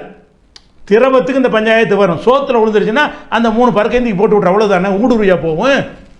சோத்தில் உட்காந்தா அதை தூக்கி எரிஞ்சு போயிட வேண்டியதானே. முறுக்குள்ள உட்காந்து லேசாக அந்த உடச்சி விட்டு போயிடுறோம், அவ்வளோதானே. அதில் தண்ணி மாதிரி இருந்தால் தானங்க பரப்ப முடியும், உள்ள வரைக்கும் போகும். திடமான பொருளாக இருந்துச்சுன்னு சொன்னால் அது கொஞ்சம் அளவுக்கு அந்த எலி வந்து நெய்யில் விழுந்தா ஓரத்தெல்லாம் எடுத்து போட்டு போங்கன்னு சொல்கிறாங்கல்ல, அந்த கணக்கில் ஒடியாந்துடும். இதெல்லாம் நீ வந்து இப்போ தண்ணீருக்கு சொல்லும் பொழுது அது உள்ள அமுக்குனால் அதில் உள்ளது கண்டிப்பாக கரையத்தான் செய்யும். என்ன கரையும்? இவன் கண்டுபிடிச்சிருக்கிறான ஃபேக்ட்ரி, அது கரையாது. வேற என்ன கரையும்? சீலு, சிலங்கு, மரம், மல்லம், ஜலம், அதிலெல்லாம் ஒட்டிக்கிட்டு வருமா, காலில் வாயில் ஒட்டிக்கிட்டு வருமே, ரெக்கையில் கூட ஒட்டிக்கிட்டு வருமே, அதுதான் கரையும் என்று தெரியும் பொழுது தூக்கி போடுன்னு சொல்லாமல் நல்லா முக்கி நல்லா சாப்பிடு, கொஞ்சம் கொஞ்சம் கரையாமல் இருக்கும்ல, ஒரு அமுக்கணுன்னு சொன்னால் இன்னும் நல்லா கரைஞ்சி போயிடும். என்னங்கடா இப்படி ரசூலா சொல்லுவாங்களா? இப்போ இந்த ஹதீஸில் ஏதாவது பாரதூரமான கருத்துக்கள் இருக்குதான்னு கேட்டால் ஒன்றுமே இல்லைங்க. ஆனால் இவங்க பாரதூரமாக அதை சித்தரித்து காட்டுறாங்க. நபிகள் நாயகம் ஸல்லல்லாஹு அலைஹி வஸல்லம் அழகாக சொல்லி காட்டுறாங்க. அதனுடைய 2 இறக்கையில் ஒரு இறக்கையில் நோய் இருக்கிறது, இன்னொரு இறக்கையில் அந்த நோய்க்கான மருந்து இருக்கிறது. எனவே அதை நீங்கள் நன்கு முக்கி எடுத்துவிட்டு அப்புறப்படுத்தி விடுங்கள், அந்த பானத்தை நீங்கள் உண்ணுங்கள், எந்த பிரச்சனையும் இல்லை என்று சொல்றாங்க. அப்ப இந்த ஹதீஸை இவங்க மறுக்கிறதா இருந்தா, இன்னைக்கு நாங்க விஞ்ஞான அடிப்படையில தான் இந்த ஹதீஸை மறுக்கிறோம், இன்றைக்கு விஞ்ஞானத்துக்கு இந்த ஹதீஸ் ஒத்து வரல, விஞ்ஞானத்துக்கு முரணா இருக்கு அப்படின்னு இவங்க சொல்றாங்கல்ல, இது கூட உண்மை கிடையாது. உண்மையிலே விஞ்ஞானத்தை காரணமா வச்சு கூட இந்த ஹதீஸை யாரும் மறுக்க மாட்டாங்க. நாமளும் விஞ்ஞானத்தை ஏத்துக்கிறோம். இந்த ஹதீஸை நம்பிய பல்வேறு விஞ்ஞானிகள் இருக்கிறார்கள். ஆனால் அவர்களுக்கெல்லாம் விஞ்ஞானத்துக்கு முரணாக இந்த ஹதீஸ் தெரியவில்லை. இவங்களுக்கு தெரியுதுன்னா என்ன காரணம்னா, விஞ்ஞானத்துக்கு முரண் கிடையாது, அவர்களுடைய மனோ இச்சைக்கு முரண். அவங்க வெளிப்படையை பார்க்குறாங்க, இது வந்து நமக்கு அருவருப்பா தெரியுது, ஈய முக்கிட்டு எப்படி நம்ம குடிக்கிறது, ஒரு நான் முஸ்லீம் இல்லாதவர்கள், ஈமான் இல்லாதவர்கள் இந்த ஹதீஸை எப்படி ஏத்துக்குருவாங்க, அதனாலேயே ஈமான் கெட்டு இப்படி தெரியுறாங்க இவங்க. அதான் மறுத்ததுக்குரிய காரணம். உண்மையிலே விஞ்ஞானத்தின் அடிப்படையில் இவங்க மறுக்கிறதா இருந்தா என்ன செஞ்சிருக்கணும்? இந்த ஹதீஸ்ல வந்து ஈயுடைய இறக்கையை பற்றி பேசப்படுகிறது, ஒரு இறக்கையில் நோய் இருக்கிறது என்று சொல்லப்படுகிறது, இன்னொரு இறக்கையில் அந்த நோய்க்கான மருந்து இருக்கிறது என்று சொல்லப்படுகிறது. விஞ்ஞானத்துல நம்ம ஆராய்ஞ்சு பார்த்தோம். நீ என்ன விஞ்ஞானியா? இந்த ஹதீஸ் நீ மறுக்கக்கூடிய நீ விஞ்ஞானியா? ஒரு இளவும் தெரியாது. ஆனா விஞ்ஞானி பேசுற மாதிரி வெளியில படம் காட்ட மட்டும்தான் தெரியும். அப்ப என்ன செய்யறாங்கன்னா, விஞ்ஞானத்தை பேசுறாங்களே, நீங்க ஆராய்ச்சி பண்ணீங்களா? இந்த ஈயுடைய ஹதீஸை நீங்க ஆராய்ச்சி பண்ணீங்களா? இல்ல ஈய ஆராய்ச்சி பண்ணீங்களா? ஈயுடைய ரெக்கையை ஆராய்ச்சி பண்ணீங்களா? அதுல ஒரு ரெக்கையில நோய் இருக்குதுங்கிறத நீங்க கண்டுபிடிச்சீங்களா? அல்ல விஞ்ஞானிகள் ஏதாவது சொன்னதை வச்சு நீங்க பேசுறீங்களா? விஞ்ஞானிகள் ஈயுடைய ரெக்கையை நாங்க ஆராய்ச்சி பண்ணோம், அந்த ரெக்கையில எந்த விதமான மருந்தும் இல்லை, எந்த விதமான நோயும் இல்லை அப்படின்னு யாராவது சொன்னாங்களா? அப்படி ஒண்ணுமே இல்லையே. விஞ்ஞானம் சொல்ல போனா நமக்கு வந்த தகவல் படி விஞ்ஞானம் இதை உறுதிப்படுத்தியதாகத்தான் சில விஞ்ஞானிகள் சொல்வதாக நம்ம கேள்விப்பட்டிருக்கிறோம். ஆனா அது நமக்கு பெரிய ஆதாரம் கிடையாது. அவங்க சொல்றாங்க, சொல்லாம போறாங்க, அல்லது அதுக்கு மாத்தமா பேசுறாங்க, என்னமும் செஞ்சுட்டு போறாங்க. அது நமக்கு பெரிய விஷயம் கிடையாது. ஆனா இந்த ஹதீஸை மறுக்கக்கூடிய நீங்க இதை பத்தி உங்களுடைய கருத்தை சொன்னீங்களா? ஈயுடைய ரெக்கையை பத்தி உங்களுடைய கருத்து என்ன? அந்த ரெக்கையில இந்த ஹதீஸ் சொல்லக்கூடிய இந்த கருத்து, ரெக்கையில ஒரு ரெக்கையில நோய் இருக்கு, ஒரு ரெக்கையில மருந்து இருக்குன்னு இந்த ஹதீஸ் சொல்லுதே, இது சம்பந்தமாக நீங்க என்ன ஆராய்ச்சி பண்ணீங்க? உங்களுக்கு என்ன ஆராய்ச்சி இருக்கு? அது ஏதாவது உண்டா? ஒண்ணுமே கிடையாது.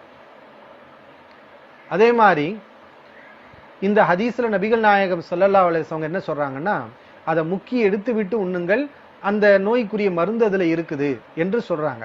அப்ப உண்மையிலே இந்த ஹதீஸை இவங்க மறுக்கிறதா இருந்தா, விஞ்ஞான அடிப்படையில நடைமுறைக்கு சாத்தியம் இல்லை என்று இவர்கள் மறுப்பதாக இருந்தா என்ன செஞ்சிருக்கணும்?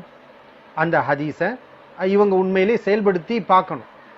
ஒரு ஈ வந்து விழுந்த பானத்தை என்ன செய்யணும்? இவங்க நல்ல முக்கணும், முக்கி ஈயை அப்புறப்படுத்தி விட்டு அந்த பானத்தை இவர்கள் ஆய்வுக்கு உட்படுத்தணும்.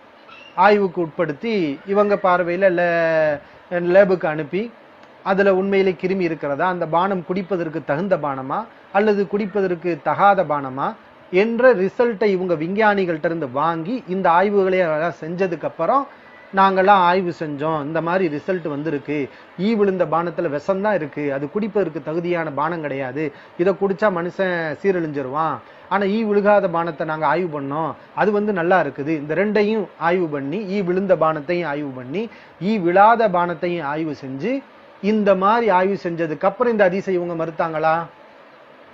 அப்படியும் மறுக்கல, எந்த ஆய்வும் கிடையாது. ஒரு மண்ணாங்கட்டியும் கிடையாது. ஆனா என்ன, நாங்க விஞ்ஞான அடிப்படையில் பார்த்தோம், இந்த ஹதீஸ் வந்து சரியான ஹதீஸ் கிடையாதுன்னு சொல்றாங்கன்னா இவங்க ஆய்வு செஞ்ச அடிப்படையில் மறுக்கிறாங்களா அல்லது மனசுல ஒரு நோய் வந்துருச்சு? இதுக்கு போறதுக்கு முன்னாடி ஒரு அடிப்படையை சொல்லிடுறேன்.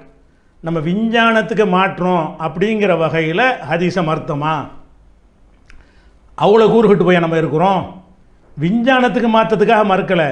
விஞ்ஞானத்தை எதுக்கு நான் சொன்னேன்னு கேட்டால், இப்படி புழுகுறீங்கல்ல, அது தவறுங்கிறதுக்கு நான் சொன்னேன். அந்த போன வாரம் சொல்லும் பொழுது இந்த மாதிரி விஷம் இருக்குது, ஆய்வுகளை கண்டுபிடிச்சிட்டாங்க, இது மாதிரி பொய்யா சொல்கிறாங்க, அப்படி எதுவுமே இல்லை. நீ விஞ்ஞானத்தை கொண்டு வந்து நிப்பாட்டி முட்டு கொடுக்குற, விஞ்ஞானத்தில் கண்டுபிடிச்சிட்டாங்கன்னு பொய் சொல்கிற. அப்போ கண்டுபிடிச்சிட்டாங்கன்னு சொன்ன செய்தி பொய், அப்படி எதுவும் கண்டுபிடிக்கலை என்பதற்கு தான் நான் விஞ்ஞானத்தை சொன்னேன். நான் மறுத்தது எதுக்கு மறுத்தேன்னு கேட்டால், கெட்டவைகளை ரசூலுல்லாஹ் வந்து அருவருப்பானதை ஹராமாக்குவார்கள், ஹபாயிஸ் அருவருக்கத்தக்கவைகளை ஹராமாக்குவார்கள் என்கிற குர்ஆன் வசனத்துக்கு மாற்றமாக இருக்கிறதுனாலையும், நடைமுறை கண்ணுக்கு தெரிகிற உண்மைக்கு மாற்றமாக இருக்கிறது. விஞ்ஞானத்துக்கு மாற்றம் இல்லை.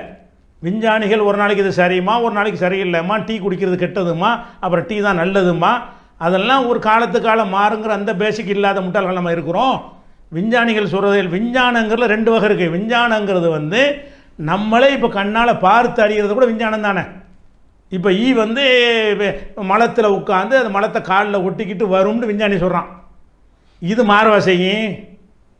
உனக்கு வந்து எனக்கு தெரியல, பார்க்குறோம்ல, மலத்தில் உட்காருதில்ல, சளியில் உட்காருதில்ல, சீலில் உட்காருதில்ல, சிரங்கில் உட்காருதா இல்லையா, சாக்கடையில் உட்காருதா இல்லையா? அப்போ எல்லாத்துலேயும் உட்கார்ந்து விட்டு, அதுலேயும் வாயை வைத்து, அதுலேயும் உறிந்து விட்டு, அப்படியே வந்து என்ன செய்கிறது, ஒரு தண்ணீரில் வரும் பொழுது, இதில் விஞ்ஞானி என்ன சொல்கிறான்னு கேட்டால், இது ஆராய்ச்சி பண்ணி சொல்கிறது இல்லை, என்னென்ன அதுக்கெலாம் நான் போகலை. இதில் சொல்லக்கூடிய விஷயம் உன் கண்ணுக்கு தெரியுதா இல்லையா? விஞ்ஞானிகள் சொல்கிறாங்கிறதுக்காக இல்லை, விஞ்ஞானியை சொல்லாட்டாலுமே நானே சொல்லலாமே, இதை பெரிய விஞ்ஞானியத்தை போய் படிச்சுட்டு வர தேவையில்லையே. அதில் ஒட்டிக்கிட்டு வருது, ஒட்டிக்கிட்டு வந்து என் உணவில் அது வைக்கிது, அது படுமா படாதா? அது லிக்விடான உணவாக இருந்தால் அதில் கலக்குமா கலக்காதா? அப்படி கலக்கும்னு இருக்கக்கூடிய ஒன்றை வந்து அதை வந்து முக்கி தூக்கி எறிஞ்சு ரசூலுல்லாஹ் சொன்னாங்க, இப்படி வருது, அது மொத்தத்திலே கெட்டதாக போச்சே, அருவருக்கத்தக்கதாக ஆயிடுச்சேன்னு சொன்னால் அதுக்கு ஒரு விஷயம் ஹபீஸான பார்த்தா, அருவருக்கத்தக்க பார்த்தா நமக்கு தெரியும் புழு. அப்போ அருவருக்கத்தக்கதாக இருக்கிற ஒன்றை வந்து ரசூலுல்லாஹ் ஹராமாக்குவார்கள் வரும் பொழுது அது நல்லது இருக்காது. அப்படிங்கிறதுக்காக வேண்டி நம்ம ஒரு விளக்கம் சொல்கிறோம். விஞ்ஞானத்துக்கு மாற்றங்கிறதுக்காகலாம் சொல்லவே கிடையாது. நீங்கள் விஞ்ஞானத்தில் இருக்குது என்று புருடா விடும் பொழுது தான் இது எங்கப்பா வச்சு நான் விஞ்ஞானத்தில் நான் கேட்டிருக்கிறேன், விளங்குதான். நமக்கு வந்து ஏற்கனவே நான் விதி பிரகாரம் கண்ணுக்கு முன்னாடி தெரிகிறது, கண்ணுக்கு முன்னாடி மலம் இருக்கிறது, மலத்தை சாப்பிட்டால் அது வந்து கெடுதி என்று ஒருத்தர் சொல்கிறார். இதுக்கு என்ன ஆராய்ச்சியை பண்ணனு, நீ விஞ்ஞானியா? அடே, மலம் கெடுதி தெரியுதான செய்தி எல்லாரும் தெரியலடா. அப்போ கேட்ட கேள்விக்கு நீ விஞ்ஞானத்தில் இருக்குன்னு நிரூபிக்கிறதுக்கு பொய்யா சொல்லும் பொழுது தான் விஞ்ஞானத்தில் இப்படி இருக்கு காட்டுன்னு விஞ்ஞானத்துக்கு கவுண்டர் நம்ம கொடுக்குறோம். எங்கே விஞ்ஞானத்தில் சொல்லு? அப்படி இது இஸ்லாமா? இதில் என்ன ஒரு மார்க்க வழிகாட்டுதல் இருக்கிறது? பெரிய முன்னறிவிப்பு ரசூலுல்லாஹ் செஞ்சார், விஞ்ஞானத்தை அப்படி கண்டுபிடிச்ச மாதிரி பேசுகிறானுவோம். அப்படிலாம் ஒன்றுமே, ஒரு ரெக்கையில் விஷம் ஒரு ரெக்கையில் மருந்துங்கிறது கிடையவே கிடையவே கிடையாது என்பதை இப்போ ஆராய்ச்சி பண்ணி அவன் சொல்லிட்டான்ல, அதில் தெரிஞ்சு போச்சு. நீ கண்டுபிடிச்சான்னு கேட்குறான்ல, நீ கண்டுபிடிச்சதாக சொல்கிற மேட்ரு அதில் தெரிஞ்சு போச்சே, ரெண்டு வரலையே. நீ என்ன, நான் விஞ்ஞானத்தில் கண்டுபிடிச்சனான்னு கேட்குற கூமுட்டை, நீ கண்டுபிடிச்சதா சொல்கிறிய, அந்த கண்டுபிடிப்புலையே ரெண்டு விஷயம் அதில் இல்லைன்னு தந்துருச்சே, நீ தானே ஆதாரமாக காட்டுற. அதில் நல்லதாக இருக்குன்னு தானே வருது, நோய் எதிர்ப்பு சக்தி தான் இருக்குன்னு வருது, அதில் விஷம் இருக்குன்னு வரக்கானமே. அப்போ நீ போட்ட உன் கையை கொண்ட உன் கண்ணை குத்திக்கிட்ட, அதில் ஒன்றுமே இல்லை. நீ ஆராய்ச்சி பண்ணனியா? நான் பண்ணலப்பா, நீ எது ஆராய்ச்சின்னு பண்ணனியோ அது சொல்லுது. என்ன சொல்லுது? ஒரு ரெக்கையில் விஷமும் இல்லை, ஒரு ரெக்கையில் மருந்தும் இல்லைன்னு சொல்லி பிடிச்சிப்ப இருந்து ஆராய்ச்சி பண்ணி அதை கண்டுபிடிச்சி அதுவும் சேர்ந்து வந்திருக்குமே. அவன் ஆராய்ச்சி பண்ணிவிட்டானே, நீ விஞ்ஞானியான்னு கேட்குறாங்க. அப்போ நீ விஞ்ஞானியா? அது பரப்புன நீ விஞ்ஞானியா? விஞ்ஞானத்தில் இருக்குன்னு தான் நீ பரப்புன, பொய்ய பரப்புன. அப்போ அது ஒரு விஷயத்தை பார்க்கணும். அதனால் வந்து ஒரு அந்த சம்பந்தமாக, அதாவது விழுந்த ஒரு பானத்தில் விழுந்து விட்டால் அந்த ஈயை நல்லா முக்கி அப்புறம் தூக்கி போடுங்க. ஈயை தூக்கி போட்டு சாப்பிடுங்கன்னா சாதாரண விஷயமா போயிடும். அதில் என்ன மேட்ரு வருதுன்னு கேட்டால், ஈயை நல்லா அமுக்கி விட்டு தூக்கி போடுங்க. ஏனென்று கேட்டால், அது ஒரு சிறகில் வந்து விஷமும் ஒரு சிறகில் வந்து மருந்தும் இருக்கிறது என்று ரசூல் ஸல்லல்லாஹு அலைஹி வஸல்லம் சொன்னார்கள்ங்கிற ஒரு செய்தியை சொல்லும் பொழுது இது வந்து ஆத்தன்டிக்கான செய்தி இல்லை அப்படின்னு நான் என்ன செஞ்சுருந்தேன் சொல்லி இருந்தேன். தொடர்பான செய்தி குர்ஆனுக்கு முரணாக உள்ளதாக இவர்களின் கூற்று மிக தவறானதாகும். தூய்மையானவற்றை உண்ண வேண்டும் என்பதும் கெட்டவற்றை நபி அவர்கள் தடை செய்துள்ளார் என்பதும் சரியே. ஆனால் விழுந்த பானம் கெட்டது, அது தூய்மையானது அல்ல என்பது தவறான முடிவாகும். இதை புரிந்து கொள்ள ஒரு அடிப்படையை முதலில் அறிந்து கொள்வோம். எந்த ஒரு பொருளை எடுத்துக்கொண்டாலும் 100% அது தூய்மையானதாக இருக்காது, நல்லவையாக இருக்காது. தூய்மையான பொருள்கள் சிலவற்றிலும் சில கெட்ட அம்சங்கள் இருக்கவே செய்யும். கெட்ட பொருள்கள் சிலவற்றிலும் சில நல்ல அம்சங்கள் உண்டு. ஒரு பொருளில் உள்ள குறைவான அம்சத்தை கவனத்தில் கொள்ளாமல் மிகுதியாக என்ன உள்ளதோ அதன் மூலமே அப்பொருள் நல்லவையா கெட்டவையா என முடிவு செய்யப்படும். மதுவிலும் சில நல்ல அம்சங்கள் உண்டு என்று திருக்குர்ஆன் கூறுகிறது. ஆனால் மிகுதியாக கெடுதியே உள்ளதால் அதை கெட்டது என திருக்குர்ஆன் தீர்ப்பளிக்கிறது. மிகுதியாக என்ன உள்ளது என்பதை வைத்து முடிவு செய்ய வேண்டும் அடிப்படையை இதன் மூலம் திருக்குர்ஆன் கற்றுத்தருகிறது. இப்போது விழுந்த பானத்தை எடுத்துக்கொள்வோம். விழுந்த ஈக்களில் சில கிருமிகள் உள்ளன என்பதால் அது விழுந்த பானம் முழுவதும் கெட்டது என்று ஆகிவிடாது. தண்ணீரிலோ வேறு ஏதும் உணவிலோ தூசி விழுந்து விட்டால் அந்த உணவு கெட்டவை ஆகிவிடுமா? இது வரைக்கும் வச்சுக்கிறோம், எல்லாத்தையும் வாசிக்கிறாங்க. இது வரைக்கும் ஒரு வாதம். என்ன செய்கிறாங்கன்னு கேட்டால், கெட்டவைன்னு சொல்கிறோம்ல, 100% கெட்டவைன்னு ஒன்று கிடையாது. எந்த ஒரு நல்ல வகையிலையும் ஒரு கெட்டது இருக்கும், எந்த ஒரு கெட்டதுலையும் ஒரு நல்லது இருக்கும். அப்போ நம்ம எப்படி முடிவு செய்யணும்? நல்லது எவ்வளவு கெட்டது எவ்வளவு என்று சீர்தூக்கி பார்த்து என்ன செய்யணும்? முடிவு செய்யணும். அதுக்கு உதாரணம் மதுவை காட்டிடுறாங்க. மதுவை காட்டும்போது என்ன செய்யணும்? அல்லவ குர்ஆனில் சொல்கிறான், அதில் நன்மை இருக்கிறது தீமை இருக்கிறது. இஸ்முஹுமா அக்பரு மின் நஃபஇஹிமா, அதில் உள்ள தீமை வந்து நன்மையை விட பெருசாக இருக்கிறது, தீமை ஜாஸ்தியாக இருக்கிறது, அதனால் வெற்றுங்க நல்லா சொல்கிறான். இதை காட்டிட்டு அதனால் சில தீமைகள் இருந்தாலும் நன்மை தீமை எடை போட்டு பார்த்து அப்படித்தான் முடிவு செய்யணுமே தவிர பொத்தாம் பொதுவாக செய்யக்கூடாதுன்னு சொல்லிட்டாங்கல்ல. சொல்லிட்ட அந்த ஒட்டுமொத்த கட்டுரையிலையும் இதுக்கு ஆதாரம் இருக்குதா? உள்ள தீமை எவ்வளோ, நன்மை எவ்வளோ பாருங்க, நன்மை கூட அப்படி காட்டணுமா இல்லையா? நீ தான் வாதம் பண்ணுற வந்து நன்மையும் தீமையும் கலந்து இருக்குமானால் கம்பேர் பண்ணணும். நீ கம்பேர் பண்ணியா மொத்த ஆய்வுலையும் பதில் சொல்ல தானே உட்காந்துருக்குற. மொத்த ஆய்வோட கடைசி வரைக்கும் படித்தா கூட இதை ரெண்டையும் கம்பேர் பண்ணி என்னென்ன நன்மை பாருங்கள், என்னென்ன தீமை பாருங்கள், 70 நன்மை இருக்குதா 30 தீமை இருக்குதா, அப்போ நன்மையை எடுத்துக்கொள்வோம் அப்படின்னு நிறுவனமா இல்லையா? உன்னோட வாதமே என்ன? மதுவை காரணம் காட்டுகிறாய். மதுவுல நன்மை இருக்குங்கிறது அல்லவா சொல்லிவிட்டான். விஞ்ஞான ரீதியாக கேட்டால் நிரூபிக்கணும். மதுவுல நன்மை இருக்கான்னு ஒரு நன்மை இல்லைன்னு சொல்ல முடியாது. தீமை இருக்கிறது. அப்போ நன்மையும் தீமையும் இருக்கிறது, தீமை அதிகம் இருக்குன்னு நல்லா சொல்றது உண்மை. அது எப்படி இருக்குன்னு நிரூபிக்கணும். நீ என்ன செய்யறன்னு கேட்டால் விஞ்ஞான ரீதியாக அதில் வந்து தீமை நன்மை கலந்து இருக்குதுன்னு காட்டி அல்ல நடைமுறையில் காட்டி பாருங்க வந்து கெடுதிங்கிறாங்க, ஒரு நன்மை இருக்குது தெரியுமா, இன்னென்ன விஷயங்கள்லாம் ஈனால் நமக்கு கிடைக்கிறது அப்படின்னு ஒரு பட்டியலை போட்டு இப்போ சொல்லுங்க எது கூடன்னு கேட்டீங்கன்னா நீ ஆய்வு பண்ணுறேன்னு அர்த்தம். உன்னோட ஆய்வோட அடித்தளமை எப்படி அமைந்திருக்குது என்று சொன்னால் எதில் நன்மை தீமை கலந்து இருக்குது. 100% நன்மை எதுவுமே இல்லை, சரி ஓகே. 100% கெட்டது எதுவுமே இல்லை, அதுவும் ஓகே. எதுவுமே எந்த ஒன்றாக இருந்தாலும் அப்படி தான் இருக்குது. எந்த ஒரு விஷயமா இருந்தாலும் 100% இருக்காது. சிலது இருக்கலாம் 100%, பெரும்பாலும் இருக்காது. சரி, அது வரைக்கும் ஓகே தான். அது இஸ்லாம் சொல்லக்கூடிய அடிப்படை தான். இது நம்ம மது விஷயத்தில் நம்மளே குர்ஆன் தமிழாக்கத்தில் எழுதின ஒரு விஷயம்தான். பலதான் சந்தர்ப்பத்தில் நாம் சொன்ன ஒரு அளவுகோல் தான். ஆனால் நன்மை தீமை அதிகம் என்கிற அடிப்படையிலே புரிந்து கொள்ள வேண்டும், அதை கவனத்தில் கொள்ள வேண்டும் அப்படின்னு சொல்லி என்ன செய்கிறாங்கன்னா மிகுதியாக என்ன உள்ளது என்பதை வைத்து முடிவு செய்ய வேண்டும் என்ற அடிப்படையை இதன் மூலம் திருக்குர்ஆன் கற்றுத்தருது. சொன்னீங்கள மிகுதியாக என்ன உள்ளது? இப்போ இந்த கட்டுரைக்கு நிறுவன நீ உன்னுடைய ஒட்டுமொத்த கட்டுரைகளையும் என்ன செஞ்சிருக்கனே, இதுதான் உன்னுடைய வாதம், மொத்த வாதம் இதுதான் உன்னுடைய வாதமாக இருக்குமே. ஆனால் மிகுதியாக உள்ளது நன்மைன்னு காட்டு. வந்து தீமை என்பது நீ ஒத்துக்கிற, எல்லாரும் தெரிஞ்சது, கண்ணு முன்னாடி தெரியுது. இது விஞ்ஞானத்துக்கு கூட போக வேண்டியதில்லை. அருவருக்கத்தக்கவை என்று சொன்னால் அது மலத்தில் உட்காருது, சீலில் உட்காருது, சலத்தில் உட்காருது, சாக்கடையில் உட்காருது, எதில் வேண்டாலும் உட்காருது. அது கால்களில் ஒட்டிக்கிட்டு வந்து அது நம்ம உடம்புலையோ உணவுலையோ தண்ணீர்லையோ அதை வச்சு என்ன செய்கிறது? பரப்புகிறது என்று கண்ணாக நம்ம கண்ணால் அதையும் பார்க்குறோம், இதையும் பார்க்குறோம். அது சாக்கடையில் உட்காரதையும் பார்க்குறோம், உட்கார்ந்துட்டு வந்து நம்ம டீயில் வந்து பாலில் உட்காரதையும் பார்க்குறோம். இது விஞ்ஞானிகள் சொல்லாமலேயே தெரிஞ்சிருக்கக்கூடிய ஒரு அருவருப்பான ஒரு விஷயம். அந்த தீமை கண்ணுக்கு தெரிகிறது. இது இருந்தாலும் அவர் நன்மையை பாருங்கன்னு சொல்லணும்ல. நீ அப்போ தீமை நன்மை எடை போட்டு செய்யணும்னு நீ சொன்ன வாதத்தில் இருந்த, அதில் தீமை தெரிகிறது, நன்மை இல்லை. உன்னால் ஒரு நன்மையை காட்ட முடியவில்லை. ஒரே ஒரு அதில் கூட சில பாக்டீரியாக்கள் இருப்பதாக சொல்லுகிறார்கள்னு போடுறாங்க ஒரு வரி. பாக்டீரியாக்கள் அது தன்னை காப்பாற்றிக் கொள்வதற்கு உரிய பாக்டீரியாக்கள் அதில் இருக்கிறது. உனக்கு அதை கொண்டாந்து போனதில் நான் விளக்கிட்டேன், வழங்குதா? அப்போ இவங்க வாதம் என்ன, ஈ விஷயத்தை ஏன் மறுக்கக்கூடாது என்று கேட்டால், நம்ம ஈன்றோன்னு அருவறுப்புன்னு பார்த்துடக்கூடாது. அதில் நல்லது கெட்டது கலந்துருக்கும். நல்லது எவ்வளவு தீவிர கணக்கு பண்ணணும். கணக்கு பண்ணி நல்லது ஜாஸ்தியாக இருந்தால் அது கூடும்னு சொல்லணும், கெட்டது ஜாஸ்தியாக இருந்தால் கூடாதுன்னு சொல்லணும். இதுதான் வாதமே, ஒட்டுமொத்த வாதமே. இந்த வாதத்தை வைக்கிற நீ ஆதாரம் சொல்லணும்லப்பா. இந்த வாதத்தை வைக்கிற நீ ப்ரூஃப் பண்ணணுமே, பட்டியல் போடணுமே. ஒரு பட்டியலும் போடவே இல்லை. அப்போ ஆய்வு என்ன செய்யுது, புசுக்குன்னு போயிடுச்சா, ஒன்றுமே இல்லை. அடுத்து என்ன செய்கிறாங்கன்னு கேட்டால், அப்போ அது பயங்கரமான கேள்வி. ஈல கிருமி உள்ளது என்றால், அது விழுந்த பானம் ஹராம் என்றால், தண்ணீரில் கிருமி உள்ளது, நீர் மார்க்கத்தில் ஹராமான செய்யலா, எப்படி ஆதாரம்? பயங்கர ஆதாரம்.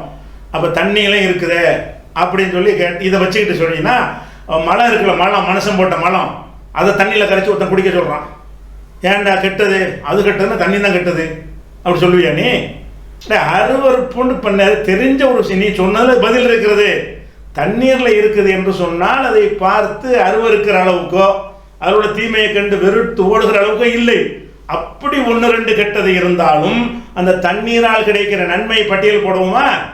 தண்ணீர் குடிக்காது என்ன ஆகும், தண்ணீர் குடித்தால் உடம்புக்கு என்னென்ன கிடைக்கும் என்று பட்டியல் போட்டால் அந்த நன்மைகளோடு ஒப்பிடும் பொழுது சின்ன சின்ன ஒரு தீமைகள் அதில் இருக்கும் என்று சொன்னால் அது ஒன்றும் இல்லாமல் போயிடும். தண்ணீருடைய நன்மைகள் தீமைகள் எடுத்து பார்த்தீங்கன்னா அதுக்கான சாக்கடை தண்ணியை குடிக்க மாட்டோம், அதில் தீமை ஜாஸ்தியாக இருக்கும். சாதாரண தண்ணி, அந்த தண்ணீரில் எடுத்தால் கூட சில ஏதாவது கேடு தரக்கூடிய என்ன மாதிரி இருக்குமான்னு கேட்டால் இருக்க வாய்ப்பு இருக்கிறது. அப்படி இருக்கும் என்று சொன்னாலும் அதையெல்லாம் கடந்து மிஞ்சுகிற வகையில் அதனால் கிடைக்கிற நன்மை இருக்கிறது என்ற ஒரு விஷயத்தை கொண்டு வந்து இதில் கம்பேர் பண்ணுறாங்க. அப்போ தண்ணி குடிக்கக்கூடாதுன்னு சொல்லுவியா? தண்ணியில் தானே கெடுதி இருக்குது, லிஸ்ட்டை போடு. தண்ணியில் கெடுதி ஜாஸ்தியாக இருக்குதா, நன்மை ஜாஸ்தியாக இருக்குதா?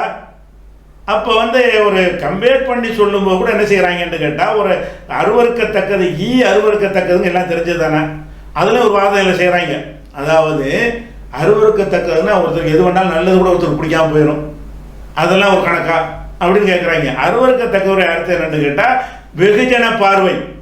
வெகுஜன பார்வையில் ஒருத்தனுக்கு நல்ல ஒரு மாட்டு இறைச்சி கூட அருவறுக்கத்தக்கதாக ஒருத்தனுக்கு தெரியும். எல்லாருக்கும் அப்படி தெரியுமாட்டே தெரியாது. ஒருத்தனுக்கு என்ன செய்யும்னா அந்த மாட்டு மூத்தனை கூட நல்லதாக தெரியும் அவனுக்கு. அது வெகுஜன அதை கூட குடிப்பாங்க. அது ஒரு சின்ன ஒரு செக்டரில் இருப்பாங்க. பொதுவான புத்தி என்ன என்று கேட்டால் இது அருவறுக்கத்தக்கது, இது நல்லது, அதாவது மெஜாரிட்டி பெரும்பான்மை அடிப்படையில் முடிவெடுக்கணுமே தவிர அருவறுக்கத்தக்கது என்பதை 1-2 வச்சுட்டு என்ன செய்யக்கூடாது. ஒருத்தனுக்கு பிடிக்கல அதை வச்சுட்டு முடிவு எடுக்கக்கூடாது. எனக்கு கூட கோழி இறைச்சி பிடிக்காது, அதனால் அருவறுக்கத்தக்கதாகவும் ஆகாது. எனக்கு பிடிக்காது, அவ்வளோதான். எனக்கு பிடிக்காதுன்னு சொன்னவங்க கூட அந்த கோழியை நீ சாப்பிடாதுன்னு யாருக்கும் சொல்ல மாட்டான். ஒருத்தன் தனக்கு எது பிடிக்காது என்று சொல்லுகிறானோ அந்த ஒன்றை அடுத்தவன் சாப்பிடும்போது தடுக்க மாட்டான். அப்போ இவங்க என்ன செய்கிறாங்க என்று கேட்டால், இதுக்கு உதாரணமாக பூனையை கொண்டாந்து விடுறாங்க. ரசூலுல்லாஹ் என்ன செய்யாங்களா, அந்த பூனை உங்களை சுற்றி வரக்கூடிய பிராணிகள், அந்த பூனைகள் வாய் வைத்த தண்ணீர் நஜீஸ் ஆகாது. அதை ஒழு செய்யும் பொழுது ஒருத்தர் என்ன செய்கிறார், ஒரு சஹாபி ஒழு செய்கிறார், அந்த ஆர்டிகளை கொடுத்துருக்குறாங்க. ஒழு செய்யும் பொழுது அதுக்கு பூனை வந்தோடனே பூனைக்கு தண்ணி பானத்தை அந்த பாத்திரத்தை சாய்க்கிறார் குடிப்பதற்காக வேண்டி.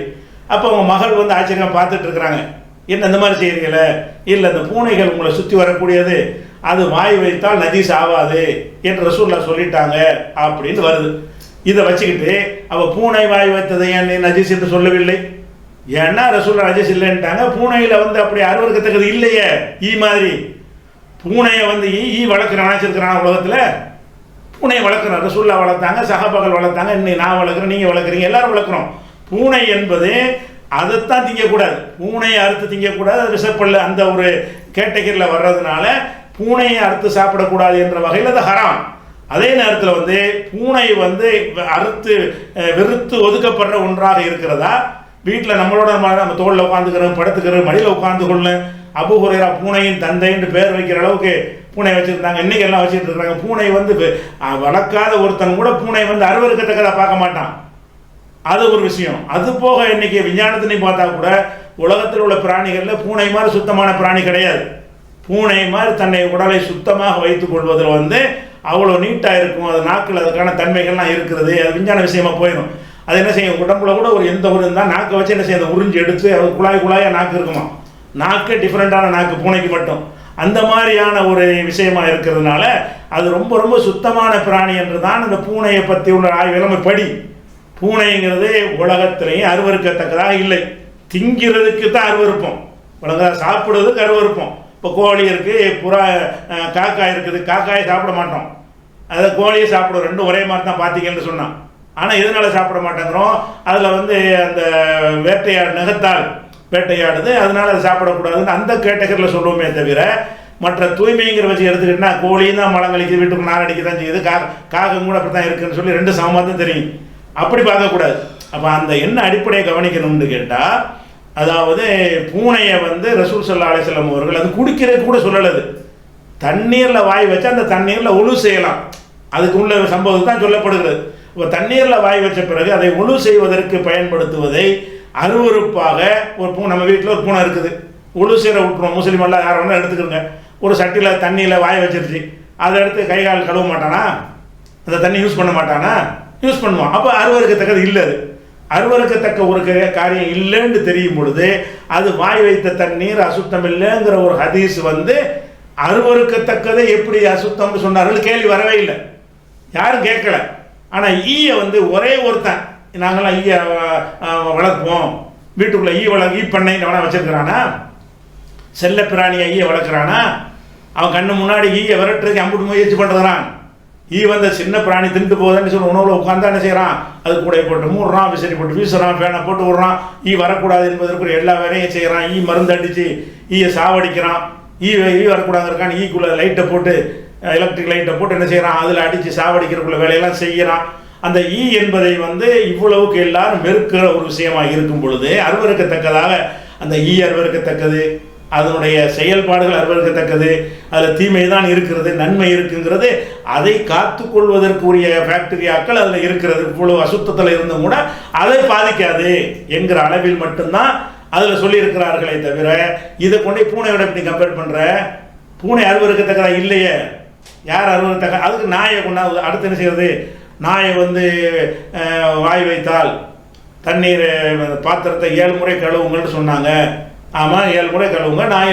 நாயுடைய தண்ணி நாக்கில் வந்து அந்த விஷத்தன்மை இருக்கிறது, எல்லாருமே சொல்கிறாங்க. நாய் வளர்க்குறதுல கவனமாக இருக்கணும். நாய் வளர்க்கக்கூடியவர்களுக்கு அந்த மாதிரியான என்ன செய்கிறாங்க, பாடங்கள்லாம் சொல்லி அதுக்கெல்லாம் கிளாஸ்லாம் நடத்தி தான் நாயை வளர்க்குறாங்க. இப்போ நாயில் வந்து விஷம் இருக்கிறது, அது கடிச்சின்னு சொன்னால் அதுக்கு பயங்கரமான ஊசிலாம் போட வேண்டியிருக்கும், நாய் மாதிரியே குலைச்சி செத்து போகிற மாதிரிலாம் கேள்விப்படுறோம். அப்போ அந்த மாதிரி இருக்கக்கூடிய நேரத்தில் நாய்க்கு ரசூலுல்லாஹ் சொன்னாங்க, வாய் வச்சால் 7 முறை கலங்குன்னு அதை சொல்லிவிட்டான். பார்த்தீங்களா, பூனைக்கு ரசூலுல்லாஹ் அனுமதித்தார்கள், நாய்க்கு அனுமதிக்கவில்லை. அப்படி அதனால் இப்போ என்ன சொல்ல வர்ற, பூனையில் வந்து அருவருக்கத்தக்கது இல்லை, நாயில் இருக்குது. நாயில் இருக்கிறதுனால நாய் நக்கின விஷயத்தை யாருமே என்ன செய்ய மாட்டாங்க, அங்கீகரிக்க மாட்டாங்க என்கிற காரணத்தினாலையும், அது வந்து இன்னைக்கு விஞ்ஞான காலத்தில் அது நிரூபிக்கப்பட்டதுங்கிற ஒரு காரணத்தினாலையும் அதை இதை வேறுபடுத்தி பார்க்கறது பிரச்சனையே கிடையாது. வேறுபடுத்துறது இருக்கிறது, இந்த மாதிரி வேறுபடுத்தி காட்டு. பூனையை நாயை ஒப்பிட்டு காட்டின மாதிரி பார்த்தீங்களா, நாயை வெறுத்து விட்டார்கள், பூனை அனுமதிச்சிருக்கிறார்கள், அந்த பூனை அந்தஸ்தில் தான் ஈ இருக்குதுன்னு ஆதாரம் காட்டு. ஈ என்ன மாதிரி இருக்கிறது பார்த்தீர்களா, எவ்வளோ நன்மை இருக்கிறது, ஈயுடைய சிறப்புகளை சொல்லி பார்ப்போம். இப்போ பூனையுடைய சிறப்புகள் இருக்குல்ல, அது மாதிரி ஈயுடைய சிறப்புகள் என்ன தெரியுமா அப்படின்னு சொல்லி வந்து நீ என்ன செய்யணும், பட்டியல் போட்டுட்டு அப்போ நீ பூனையோட கம்பேர் பண்ணணும். அடுத்து என்ன செய்கிறாங்கன்னு கேட்டால், அதே நாயிலேயே ரசூலுல்லாஹ் நினைஞ்சாங்கன்ற வேட்டைக்கு அனுமதிச்சாங்க. நாய் என்ன செஞ்சாங்க, வேட்டையாடுவதற்கு நாய் அனுமதிச்சாங்க. நாய் வந்து பாத்திரத்தில் நாக்க வச்சுட்டா 7 முறை கழுவு சொல்லிட்டாங்க. அதே நேரத்தில் அது வேட்டையாடி கொண்டு வந்தால் சாப்பிடுறாங்க. அது ஏன் அப்படின்னு கேட்குறாங்க. அட வேட்டையாடி கொண்டு வந்தால் சாப்பிட்றதுனா என்ன அர்த்தம், அதிலே ஹதீஸில் விவரம் இருக்கிறது. எப்படி இருக்கிறது, அந்த பிராணி நாய் வேட்டையாடி கொண்டு வந்தால் எல்லா நாயும் வேட்டையாடிக்கிட்டு வராது. முதல் விஷயம் என்னன்னு கேட்டால், ஹதீஸில் இருக்கிறதா சொல்லி அந்த ஹதீஸை மறுப்பிலான்னு கேட்குறான். அட குரானில் இருக்கிறது, நீ ஹதீஸை பேசுகிற, நாய் வேட்டையாடுற விஷயம் குரானில் இருக்கிறது எங்களுக்கு தெரியலை. குரானில் இருக்கிறது தெரியாமல் நாய் வேட்டையாடினால் சாப்பிடலாம் சாப்பிடக்கூடாதுன்னு இருக்கிறத அதை மறுப்பீர்களா, அது அப்படின்னு சொல்லி குரானில் இருக்குது. அது குரானுக்கு மாற்றம்ங்கிற டாபிக் வராது. அதில் என்ன வருது, ஒமா அல்லம்து மினல் ஜவாரிஹி முகல்லிபீன துஅல்லிமூனஹுன்ன மிம்மா அல்லமக்குமுல்லாஹ், நாய்களுக்கு நீங்கள் வேட்டைக்கு பயிற்சி அளிக்கிறீர்கள், அல்லாஹ் கற்றுத்தந்தவாறு அதுக்கு ட்ரைனிங் கொடுக்கிறீர்கள், அந்த ட்ரைனிங்க்கு பிறகு அது வேட்டையாடி கொண்டு வரும் என்று சொன்னால் அதை குழு மிம்மா அம்சக்குன்னு அழைக்கும். அது தான் தொடாமல் அப்படியே கொண்டு வந்து உங்கள்கிட்ட தருகிறத அதை நீங்கள் சாப்பிடுங்கள். அது கொஞ்சம் கடிச்சிட்டு தந்தது என்றால் சாப்பிடாதீங்கன்னு குர்ஆன்ல எல்லாம் தெளிவாக சொல்லிவிட்டான். காரணத்தை சொல்லியாச்சு. நாய்கள்கிட்ட அந்த தன்மை இருந்தாலும் அந்த நாய்கள் வந்து ட்ரைனிங் கொடுக்கும் பொழுது அந்த நாக்கு படாமல் பல்லை வந்து அழுத்தாமல் மேலோட்டம் அப்படி குழந்தைய நம்ம தூக்குறோம்ல, ஒரு குரங்கு பிள்ளைய தூக்குறது மனுஷன் தூக்குற வித்தியாசம் இருக்குல்ல. ஒரு புலி வந்து மனுஷனை தூக்குது, அது எப்படி தூக்கும்? ஒரு தாய் வந்து மனுஷனை தூக்குறா, அது எப்படி தூக்கும்? அந்த மாதிரி ஒரு தாய் பிள்ளையை தூக்கும் போது அழுத்தம் இல்லாமல் கஷ்டம் இல்லாமல் பூ மாதிரி தூக்குறா இல்லையா? அந்த மாதிரி செய்வதற்கு நாய்களுக்கு ட்ரைனிங் கொடுப்பார்கள். அந்த ட்ரைனிங் கொடுத்த பிறகு அந்த நாய் என்ன செய்யும்னு கேட்டால், நம்ம எதை வந்து அருவருக்கத்தக்கதுங்கிறோமோ அந்த பல்லு போடாது, நாக்கு போட, அப்படியே கொண்டாந்து முழுசாக தந்து விடும். தந்த பிறகு அதை பார்க்கணும். ரசூல் அப்படி ஹதீஸ்லையும் விளக்கி சொல்கிறாங்க. எப்படி சொல்கிறாங்க? நாய் வேட்டையாடிட்டு வந்தால் அது ஏதாவது கடிச்சு இருக்கும் என்று சொன்னால் அதை நீங்கள் சாப்பிடாதீங்க. ஏன்னு கேட்டால் அது தனக்காக வேட்டையாடி இருக்கிறது, உங்களுக்கு ஆடலை. அதை முழுசாக உசுரோட கொண்டாந்து தரணும், அல்லது பிடிச்ச அதிர்ச்சியில் செத்து போயிருக்கணும். அதாவது உசுரோட பிடிச்சி கொண்டாந்து தந்துடும். பெரும்பாலும் நாய்கள் சில நேரத்தில் பிடிச்ச அந்த அதிர்ச்சியில் என்ன செய்ய முடியும்? ஒரு முயலை பிடிக்குதா செத்தும் போயிடும். நம்ம ஏற்கனவே அனுப்பும்போதே பிஸ்மில்லா சொல்லிட்டோம், பிஸ்மில்லா சொல்ல அடுத்த மாதிரி ஆயிடுச்சு. செத்து கொண்டாந்து தந்தாலும் அதை என்ன செய்யலாம்? நம்ம சாப்பிடலாம் என்று இருக்கிறது. இது நாய்க்கு வந்து காரணம் அதிசயில் இருக்குது, குர்ஆனில் இருக்குது. ட்ரைனிங் கொடுத்த பிறகு நாய் எந்த மாதிரி விஷயமா இருந்தாலும் அது தன்னுடைய அந்த தன்மையை வேட்டையாடுவதற்கு பயிற்சி கொடுத்தோமே ஆனால் காட்டாது. வேட்டையாடுவதற்கு பயிற்சி இல்லாத நாயாக இருந்தால் என்ன செய்யும்? பிடிச்சி கடிச்சு தின்றும். இந்த வல்லூர்கள்லாம் இருக்குது, இந்த வல்லூர்களை வச்சு வேட்டையாடுவது. வல்லூர் என்ன செய்யும்? பருந்து மாதிரி உள்ளது, பிடிச்சி கடிச்சு குதிரைன்னு எதை பிடிச்சாலும் அதை ட்ரைனிங் கொடுப்பாங்க. கரெக்டாக போய் புறாவை பிடிச்சிட்டு வரும், கரெக்டாக வந்து முயலை பிடிச்சிட்டு வந்துடும், எந்த ஒரு முதலாளிட்ட கொண்டாந்து கொடுத்துரும். அதுக்கு பிறகு அவன் தீனியை போடும். அதுக்கு நிறைய பயிற்சி வைக்கிற ட்ரைனிங் கொடுப்பாங்க. அப்போ அந்த மாதிரியான ஒரு அடிப்படையில் வந்தால் அதை சாப்பிட சொன்னது ஈக்கு எது சம்பந்தம் என்ன இருக்குது? ஈ விஷயத்தை அப்படி சொல்லு. ஈயை பொறுத்த வரைக்கும் அதை ட்ரைனிங் கொடுத்து வேட்டைக்கு பயிற்சி கொடுத்த ஈயா, வேட்டைக்கு பயிற்சி கொடுக்காத ஈயா, சாப்பாட்டில் உட்காருவதற்கு பயிற்சி கொடுத்த ஈயா, தண்ணியில் உட்கார்ந்தால் எப்படி உட்காரணும், மனுஷனுக்கு கேடு தராமல் உட்கார் ட்ரைனிங் கொடுக்கப்பட்ட ஈன்னு அப்படிதான் வகை இருக்குதா? ஈ டோட்டலாகவே பயிற்சிக்கு அப்பாற்பட்டதாக இருக்கிறது. நாய்கள் வந்து பயிற்சிக்கு உட்பட்டதாக இருக்கிறது. பயிற்சிக்கு உட்பட்டது செய்யும் பொழுது நம்ம எதுக்கு நம்ம தடை செய்யப்பட்டிருக்கிறதோ அந்த காரியத்தை செய்யாமல் அந்த நாய் வேட்டையாடினால் அதை சாப்பிடலாம் என்பது கூட இதில் கூட எப்படி ஃபிட் பண்ணுவாங்க சம்மந்தம் இல்லாமல். அப்போ வாதம் வந்து நன்மை அதிகம் தீமை அதிகம்ங்கிறாங்க, அதுக்கு ஆதாரம் காட்டலை. பூனையை கொண்டா நிப்பாட்டி பார்க்குறாங்க. பூனையை வந்து கெட்டது கிடையாது, பூனையை திங்கிறது ஹராம், அது வேறு விஷயம். ஆனால் பூனையை வந்து அதனுடைய வாய் வச்சது நஜீஸ் இல்லைன்ற சொன்னாங்கன்னு சொன்னால் அது எந்த வகையில் அது வந்து கெட்டதுன்னு அருவருப்பானதுங்கிற? உலகத்தில் எல்லாரும் அந்த பூனை அங்கீகரித்து தானே இருக்கிறாங்க. அது மலம் கழிச்சா கூட என்ன செய்யணும்னா மண்ணப்போடு மூடி வரும். மண் இருக்கும் என்று சொன்னால் அந்த மலத்தை மூடி வைக்கக்கூடிய ஒரு தன்மை இதுக்கு இருக்குது, பூனைக்கு இருக்கிறது. ரொம்ப சுத்தத்துக்கு உதாரணமாக சொல்வதாக இருந்தால் ஒரு நிமிஷமும் சுத்தப்படுத்திக்கிட்டே இருக்கும். முக்கால்வாசி நேரம் தூங்குமா, 70% நேரம் முடிச்சுக்கிட்டு இருக்கிற நேரம் பூரா அதனுடைய வேலை என்னன்னு கேட்டால் க்ளீன் பண்ணுறது தான். உடம்பை க்ளீனாக வச்சுக்கிட்டே இருக்கும் ஒவ்வொரு பகுதியையும். அப்போ அந்த மாதிரி க்ளீனான ஒரு பிராணின்னு சொல்லப்படுறதுனால தான் சஹாபாக்கள் வளர்த்தாங்க, ரசூல்லா வளர்த்தாங்க. இதுக்கு தொன்று தொட்டு இன்றைக்கு வரைக்கும் அரபிகள் வளர்க்குறாங்க, எல்லாரும் வளர்க்குறாங்க. பூனை வளர்க்காத ஒரு ஆட்களை இல்லைங்கிற அளவுக்கு அதிகமாக என்ன செய்கிறாங்க, வளர்க்கிறார்கள். அப்படி இருக்கும் பொழுது இதை கொண்டு போய் என்ன செய்யக்கூடாது, நீங்கள் அதில் கொண்டு ஜாயின்ட் பண்ணுறது ஒரு பைத்தியக்காரத்தனம். அடுத்து என்ன செய்கிறாங்கன்னு கேட்டால் அந்த அதிசயம் காட்டிடுறாங்க. அடுத்து வந்து வேட்டை விஷயமாச்சா. ஈயை பொறுத்தவரை அதில் சற்று அசுத்தம் உள்ளது என்பதில் யாரும் சற்று அசுத்தம் உள்ளதான். ஈயை பொறுத்த வரைக்கும் அதில் சற்று அசுத்தம் உள்ளது என்பதில் யாரும் மறுக்கவில்லை. என்ன சற்று அசுத்தம்? அதுக்கு நிகராக நோய் பரப்புறது இல்லை, 300 வகையான நோய்களை பரப்புதுங்கிறான். சற்று அசுத்தம்ங்கிற போது அம்புட்டு அசுத்தத்தையும் காலில் கூட்டிகிட்டு வருது, சற்று அசுத்தம்ங்கிற மறுக்கலையாம். மேற்படி ஈ தொடர்பான செய்தி மக்கருத்தை மறுக்கவில்லை. ஆனால் ஒரு பானத்தில் விழுவதால் பானம் முழுவதும் அசுத்தமாக்கி விடாது அப்படின்னு சொல்லிட்டு மிக சொற்ப அளவே அது பாதிப்பை உண்டாக்குகிறது. அதனால் தான் தூக்கி எறிந்து விட்டு பானத்தை அருந்தலாம் என்று நபிமொழி கூறுகிறது அப்படின்னு சொல்லிடுறாங்களா. அப்போ நீ வாதப்படி என்ன செய்யணும்னு கேட்டால் சொற்ப அளவு தான் பாதிக்குது என்று சொன்னால் அதனுடைய நன்மைகளை பட்டியல் போட்டு காட்டு. அதை காட்டாத வரைக்கும் நன்மை தீமை எடை போட்டுறதான் உங்கள் ஒட்டுமொத்த வாதமே.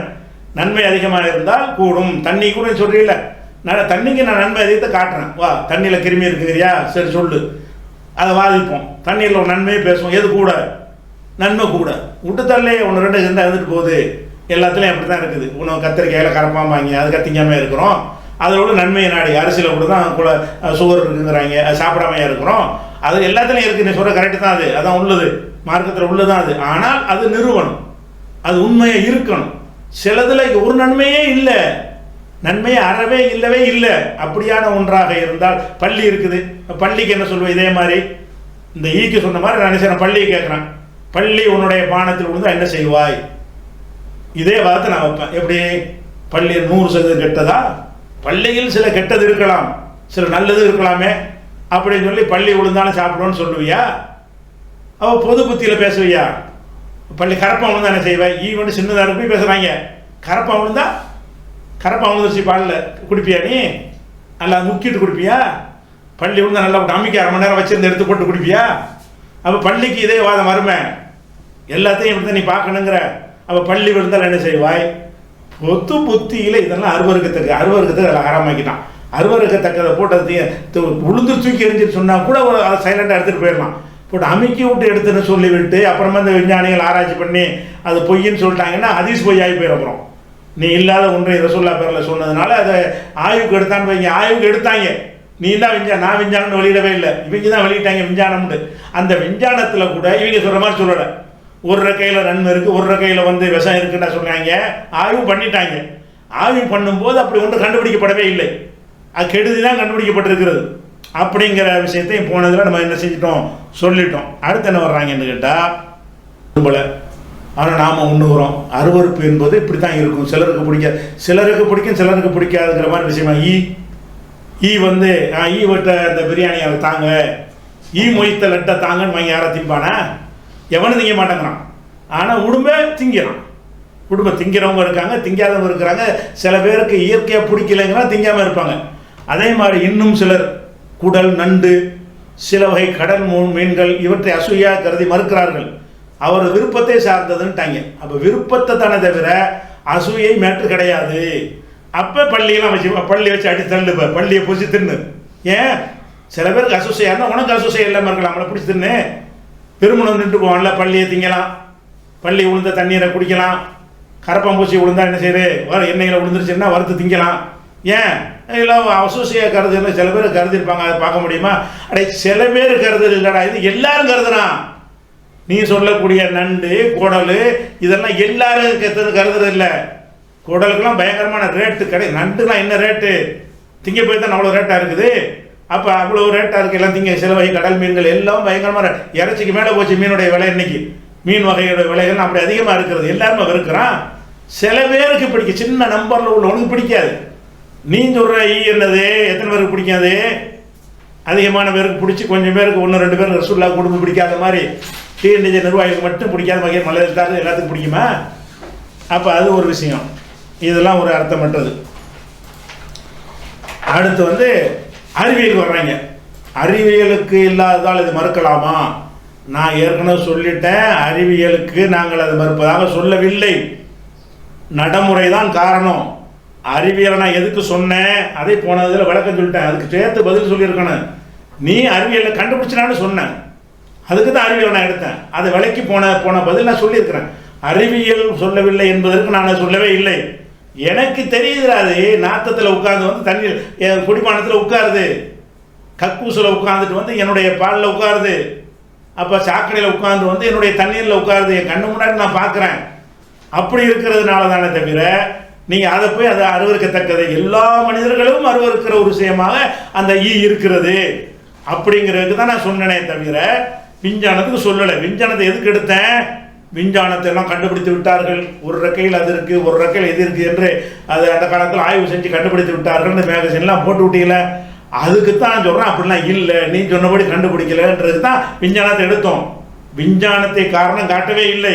இது அருவருக்கத்தக்கது, அனைவரும் இருக்கிற ஒரு விஷயம்.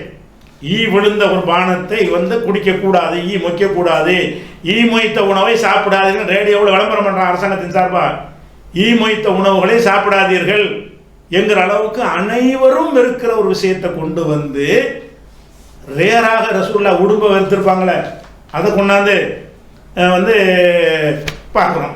இப்படிலாம் இருக்கிறது. அதே மாதிரி வந்து என்ன சொல்ல போனால் வந்து இந்த ஈசல்லாம் வரும்ல, ஈசலை பிடிச்சி கொண்டாந்து நிற்பாங்க.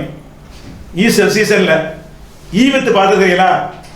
ஈயெல்லாம் அடிச்சு 100 கிராம் ஈ இந்த விலை எவனா பார்க்குறாங்க? எல்லாரும் இருக்கிறாங்க. ஈசலை கூட கொஞ்சம் விரும்பிடுறாங்க. எதை விரும்பல? ஈய விரும்ப மாட்டேங்கிறான். அப்போ நம்ம விளங்குற என்னன்னு கேட்டால், இவங்க காட்டுற உதாரணம் சில குடல், சில வகை மீன், சில நண்டு, இதுகளை எல்லாம் மக்கள் வெறுக்கிறது இல்லையா? சில பேர் வெறுக்க மாட்டார்களா? ஆமாம், சில பேர் வெறுப்பார்கள், பல பேர் விரும்புவாங்களே. இன்னொரு பக்கம் என்ன, சில பேர் பிடிக்காது, பல பேருக்கு பிடிக்கும்ல. ஈக்கு ஈ சில பேர் என்டிஎஃப் காரங்களுக்கு தான் பிடிக்காது, மற்றவங்க வருத்தம் திம்பன்னு சொல்லப்ப என்டிஎஃப் உனக்கு தான் ஈ பிடிக்காது, நாங்கள் டிஎன்டிலானது விருந்த ஈ விருந்தா இனிமே அப்படியா? எல்லாருக்கும் பிடிக்காது. இது எல்லாருக்கும் பிடிக்காத ஒன்றை கொண்டு வந்துக்கிட்டு சிலருக்கு அவங்களுடைய சுபாவத்தினால் பிடிக்காம போயிருமே, அந்த ஒன்றோட ஒப்பிட்டு வாதம் பண்ணலாமா அப்படிங்கிற விஷயம். அதுக்கு அடுத்து என்ன செய்யறாங்கன்னு கேட்டால், அது ஈ மறுப்பவர்கள் ஈ விழுந்த பானத்தில் அந்த ஈயை முழுவதுமாக அமிழ்த்து பரிசோதித்து பார்த்தார்களா? நம்மளுக்கு கேள்வி. நாங்கள் பரிசோதித்தெல்லாம் பார்க்கல, நீ பரிசோதித்து பார்த்தேன்னு சொன்ன ஈ கட்சிக்காரங்க, அதில் இல்லைடான்னு நாங்கள் சொன்னோம். நீ தான் பரிசோதித்து பார்த்துட்டிய, நாங்கள் அந்த ஆய்வை வெளியிட்டோம். ஈயை பரிசோதித்து பார்த்தார்கள் அந்த ஹதீஸை மெய்ப்படுத்துகிறோங்கிற பேரில் அவன் சொன்னாங்கிறத பொய்யை கொண்டாந்து போடும்பொழுது தான் எல்லாம் அமிழ்த்து பார்த்துட்டாங்க. நீ போட்ட ஆய்வு அது இருக்குது, பார்த்து தான் அதில் கெடுதி தான் இருக்குங்கிற நினைஞ்சிருக்காங்க, நிரூபிச்சிருக்கிறாங்க. அதுக்கடுத்து என்ன செய்யறதுன்னு கேட்டால், அறிவியலுக்கு போயிடுறாங்க. பயங்கர கண்டுபிடிப்பு. அறிவியலில் வந்து இறுதி செய்யப்பட்ட ஆய்வுகள் உண்டு என்பதை போல ஆய்வுக்கு எடுத்துக்கொள்ளப்படாதவை உண்டு. அறிவியல் தொடாத எல்லைகள் உலகில் உண்டு. அறிவியலை கொண்டு எல்லாம் முடிவெடுக்க முடியுமான்னு இருக்கிறான். அப்படி நான் சொல்லவே இல்லைன்ட்டு நல்லா விளைக்கணும். அறிவியலை வைத்து நான் சொல்லவில்லை. கெட்டது அனைவரும் அருவருக்கத்தக்கதாக கருதக்கூடியது, கண்ணுக்கு கண்ணாக தெரியக்கூடியது.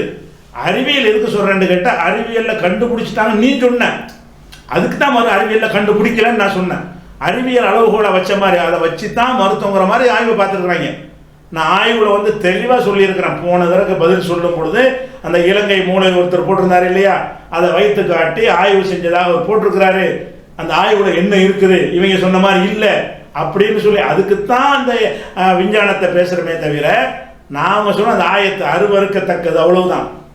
அருவறுக்கத்தக்கது அறிவியலில் ஆய்வு செஞ்சாலும் சரி செய்யாட்டாலும் சரி தான், அது அருவறுக்கத்தக்கது. எந்த அறிவியலும் இல்லை, இல்லாட்டாலும் ஈ கெட்டது தான். இந்த அறிவியல்லாம் வந்த பிறகு மனுஷன் ஈய வெறுக்கிறான். இந்த அறிவியல் ஞானங்கள்லாம் வளராத காலத்தில் ஈய வெறுக்கலையா? ஈக்கி கெட்டது என்பதற்கு அறிவியல் சம்பந்தம் இல்லை. ஆனால் சோதித்து பார்த்தாலும் கெட்டது நிரூபணமாகுது. நீ போய் சோதிச்சு பார்த்ததுனால, நீ போய் சோதிச்சு பார்த்தாங்க நீ சொல்றதுனால தெரிய வருது. அறிவியலை வச்சு நான் சொல்லலை, அது சொல்லாத ஒன்று பதில் சொல்லி தெரியுறாங்க. எப்படியே பூமியை பற்றி அறிவியல் முழுமையாக கண்டடையாத போது அது தட்டை என்று கூறப்பட்டது. பின்பு முழுமையான ஆய்வுகள் செய்யப்பட்டு அதில் இறுதி நிலை அடைந்த பின்பு பூமி உருண்டை என்று நிறுவப்பட்டுள்ளது. ஆமாம், அதனால் என்ன பெண்ணது பூமி தட்டைன்னு ஏதாவது ஹதீஸில் இருக்குதா? அது குரானில் அப்படி இருக்கிற தட்டைன்னு சொல்லி, அது குரான் சொல்லாத, குரானில் வந்து சுழல்கிறதுன்னு இருக்கிறது, அவ்வளோதான். பூமி சுழல்கிறதுன்னு சொல்லி அது மாதிரி வந்து பூமி தட்டைன்னு சொன்னாங்களே, அது ஆய்வு செஞ்சு சொன்னதா ஊகத்தில் சொன்னதா? ஆய்வு செஞ்ச அறிவியல் ஆய்வு செஞ்சால் பூமியை தட்டைன்னு சொன்னாங்க. அந்த காலத்து அறிவை கொண்டு இப்படி போனால் தட்டையை தான் இருக்குது, இந்த சமமாக தானே தெரியுது. கண்ணுக்கு தெரியறதை வச்சு தட்டைன்னு சொன்னானே தவிர ஆய்வு காலத்தில் எல்லாம் தட்டைன்னு சொன்னதே கிடையாது. ஆய்வு வந்த பிறகு என்னது சொன்னது கிடையாது. அது போக அறிவியலை வைத்து இந்த ஈயை பற்றி நம்ம பேசவும் இல்லை, உனக்கு பதிலாக தான் சொன்னோம். அதே மாதிரி முழுமை பெறாத ஆய்வுகளை கொண்டோ ஆய்வுக்கு எடுத்துக்கொள்ளப்படாதை கொண்டோ இஸ்லாத்தில் எந்த ஒன்றையும் அறிவியலுக்கு எதிரானது என்று கூற முடியாது. ஆமாம், கூற முடியாது. யார் அப்படி கூறுனா, ஈ வந்து அறிவியலில் போய் நிரூபிச்சதை வச்சா நாங்கள் பேசணும். அருவருக்கத்தக்கது குரானில் ஹபாயிஸ், அருவருக்கு அசிங்கம் பிடிச்சது, அதை வந்து ஹராம் அப்படின்னு அதை வச்சு தான் சொன்னோம். அதே மாதிரி சில விஷயங்கள் என்ன செய்கிறாங்க, குரானில் வந்து 7 வானங்கள் உள்ளதாக சொல்லப்படுகிறது, அறிவியலில் இதை பற்றி கூறவில்லை. அப்போ என்ன செய்வீங்க? அப்போ இங்கே பாருங்கள், எவ்வளோ மடைமன்னு பாருங்கள். அறிவியலில் வந்து நீங்கள் தொடாத ஒரு விஷயம் விடாது. இது எப்போ நீ பேச்சு வரேன் கடைசி வரைக்கும் நாங்கள் போய் தேடி பார்த்துட்டோம் வானம் இல்லை அப்படின்னு அவன் சொன்னா தான் இந்த கொஸ்டினே வரும். 7 வானம்ங்கிறான். இவன் வந்து கேலக்சி, ஒரு கேலக்சின்னு கிடக்கல, ஒரு சூரிய குடும்பத்துக்குள்ளே இவனுடைய பயணம் வரல. மனிதனுடைய பயணம் வந்து சூரியனுக்கு பக்கத்தில், பூமிக்கு பக்கத்தில் உள்ள சந்திரனுக்கு போயிருக்கிறான் துணைக்கோடு, செவ்வாய்க்கு சில கருவிகளை இணைஞ்சிருக்கிறான், அனுப்பி இருக்கிறானே தவிர இந்த சூரிய குடும்பத்தில் உள்ள அனைத்து கோள்களுக்கும் மனுஷன் போயிட்டானா? இது மாதிரி லட்சக்கணக்கான சூரிய குடும்பங்கள் இருக்குது. அதுக்கெல்லாம் மேலே வானங்கள் வரப்போகுது. அது அடையாத ஒன்று, அடையாத ஒன்றை வந்து நீ எந்த தாட்டிக்க போகிற, அடைய நீ பார்க்கல, அதுக்கு மேலே இருக்கலான்னு போயிட்டு இருக்க வேண்டியதானே. அப்போ 7 வானத்தில் சந்தேகத்தை உண்டாக்குறாங்க. எப்படி சொல்கிறாங்க? உதாரணமாக திருக்குரான் நபிமொழிகள் 7 வானங்கள் உள்ளதாக குறிப்பிடுகிறது. ஆனால் அறிவியல் இது குறித்து அவ்வாறு கூறவில்லை. ஏன் கூறல? தெரியலன்னு சொல்கிறாங்க. எங்களுக்கு எட்ட முடியலன்னு சொல்கிறான். இன்னும் இருக்கிறது, விரிஞ்சுக்கிட்டே போகுதுங்கிறான் அறிவியல். அறிவியல் நிரூபிக்கிட்டே வர்றான். பூமி வந்து அன்னைக்கு தெரிச்சு ஓடுனது, விசாலமானது, இன்னமும் லட்சக்கணக்கான மைல்கள் விரிந்து கொண்டே போகிறதுங்கிறான். அதெல்லாம் கடந்து என்ன இருக்கிறது? வானம் இருக்கிறது. நீ வானத்தை நீ போகலை, உன்னால் டெஸ்ட் பண்ண முடியலை. அந்த எல்லை நீ அடையும் போது அதை பற்றி பேசணும். இப்போ அறிவியலுக்கு அடங்காதது. அதே மாதிரி மனிதன் குரங்கிலிருந்து பரிணாம வளர்ச்சி அடைந்தான் என்று அறிவியல் கூறுது. அடப்பாவிகளா, எந்த அறிவியலா கூறுது? மனிதன் வந்து குரங்கிலிருந்து பரிணாம வளர்ச்சி அடைந்தான் என்று அறிவியலா கூறுது. அது அறிவியல் இல்லைன்னு சொல்லி நம்ம நிறுவி இருக்கிறோம். அது மனிதன் குரங்கில் படைக்கப்பட்டானான்னு பேசி இருக்கிறோம், எழுதி இருக்கிறோம், குரான் தமிழகத்தில் இருக்கிறோம், புஸ்தகத்தில் எழுதியிருக்கிறோம். அப்போ பரிணாம வளர்ச்சி இதை பற்றி நாத்திகர் விவாதம் பண்ணியிருக்கிறோம். யாரு? இந்த கூமுட்டையெல்லாம் உட்காந்து எதுக்கு உட்காந்து பாங்க வளருக்கு மிச்சம் இருந்துட்டு. அப்போ குரான் அறிவியலே கிடையாது. பரிணாம வளர்ச்சிங்கிறது படம் போட்டு காட்டினானே தவிர இந்த மாதிரி இருக்குது, இப்படி இருந்தால் அப்படி இப்படின்னு ஒரு படம் போட்டு காட்டினாங்களே தவிர அது விஞ்ஞானபூர்வம் நிரூபிக்கப்பட்டதா? ஊகம். ஆனால் மனிதன் வந்து ஒரு தாய் தந்தைக்கு தான் பிறந்தான் என்பது தனி மனிதன் இனமே தவிர இன்னொன்றிலிருந்து மாறியவன் இல்லை என்பதற்கு வந்து இன்றைக்கு ஜீனோ மரபு ஆராய்ச்சியில் இருந்து எல்லா விதமான ஆய்வுகளும் என்ன செய்கிறது? அதை நிரூபிச்சு இருக்கிறது. ஒரு மனிதன் வந்து எதிலிருந்து மாறி வந்தவன் கிடையாது, அது தனிப்படைப்பு என்பது அந்த விவாதத்தில் நிறுவி இருக்கிறோம். அன்னைக்கே பரிணாம வளர்ச்சின்னு சொல்லக்கூடிய டார்வின் தத்துவம் அறிவியல் இல்லைன்னு இருக்கும். இவன் என்ன செய்கிறாங்கன்னு கேட்டால், அது அறிவியல் படி குரங்கில் தான் மனுஷன் வந்தான், இருந்தாலும் அறிவியலுக்கு மாற்றமாக நம்ம முஸ்லாத்தில் இருக்கிறோங்கிறாங்க. என்ன சொல்ல வரான் மக்களுக்கு? அறிவியல் பிரகாரம் குரங்குலேருந்து வந்தான், அறிவியல் சொல்லுதான். ஆனால் திருக்குரான் வந்து களிமண்ணால் படைக்கப்பட்டதை சொல்லுதான். ஆனால் அந்த அறிவியலுக்கு மாற்றமாக நம்ம என்ன செய்யறோம்? நடந்து அறிவியலுக்கு மாற்றம்ங்கிறோம். திருக்குரான் வந்து களிமண்ணால் படைக்கப்பட்டதுன்னு சொல்லி அறிவியலுக்கு மாற்றமா? பரிணாம வளர்ச்சி அறிவியலை எவ்வளவு மரகலண்டு போயிட்டாங்கன்னு பாருங்க. அடே, விவாதம் பண்ண ஒரு விஷயம் கூட உனக்கு தெரியலை, இதுக்கு தானே விவாதமும் பண்ணணும். மனிதன் படைக்கப்பட்டானா குரங்கு வந்தானாங்கிறத முதல் தலைப்பை, அந்த தலைப்புல விவாதம் பண்ண அந்த விவாத கேசலை எடுத்து பாருங்கடா. பரிணாம வளர்ச்சி வந்து அறிவியலா? அது மாதிரி 2 கடல்களுக்கு இடையே திரை உள்ளது, ஒன்றோடு ஒன்று கலக்காது குரான் சொல்லுது. இது என்ன அறிவியலுக்கு மாத்தம்? இது அன்னைக்கு தெரியாத காலத்தில் எப்படி நம்பியிருப்பார்கள்? தெரியாத காலத்தில் திரை இருக்குன்னு நம்பியிருப்பார்கள். என்ன திரை இருக்கு திரை இல்லைன்னு கண்டுபிடிச்சி அதை முரணா கொண்டாந்து நிப்பாட்டினா எவனாச்சு? அன்றைக்கு சொன்னார்கள் கடல்களுக்கு மத்தியில் ரெண்டையும். இன்னும் சொல்ல போனால் கடல் பயணம் மேற்கொண்டாலே தெரியும், அந்த கலரை வித்தியாசப்படுத்தி காட்டும். இன்னைக்கு கூட அந்த சாதாரண கடல் பயணம் மேற்கொண்டவர்களுக்கு கடல் வந்து ஒன்றோடு ஒன்று சேராமல் கடல்கள் இருக்கின்றன என்பது கடல் பயணத்திலிருந்து எல்லாருக்கும் தெரியும். எல்லாம் சுற்றி பார்த்துட்டு கடலில் தெரிய இல்லை அப்படின்னு எவனா சொன்னாதான், அறிவியலில் சொன்னாதான் இந்த வசனத்தை நீ பேச வேண்டியிருக்கும். குரான் இப்படி சொல்லுகிறது, அதை உடைக்கவே இல்லை, அது நீங்கள் நிரூபித்து காட்டுறாங்க. நிரூபிக்காத காலத்தில் என்ன செய்வோம்? இருக்குடா, திரை இருக்குது, கடலுக்கு மத்தியில் இருக்குன்னு நம்ம சொல்லுவோம். அது ஒன்றும் நம்பிக்கைக்கு மாற்றம் கிடையாது. அதே மாதிரி சந்திரன் பிளந்ததாக நபிமொழி சொல்லுது, இதை அறிவியல் நிரூபித்து விட்டதா கேட்குறாங்க. அடே, சந்திரன் பிளந்து வரலாறுடா, வரலாறு எப்படி அறிவியல் நிரூபிக்கிறது?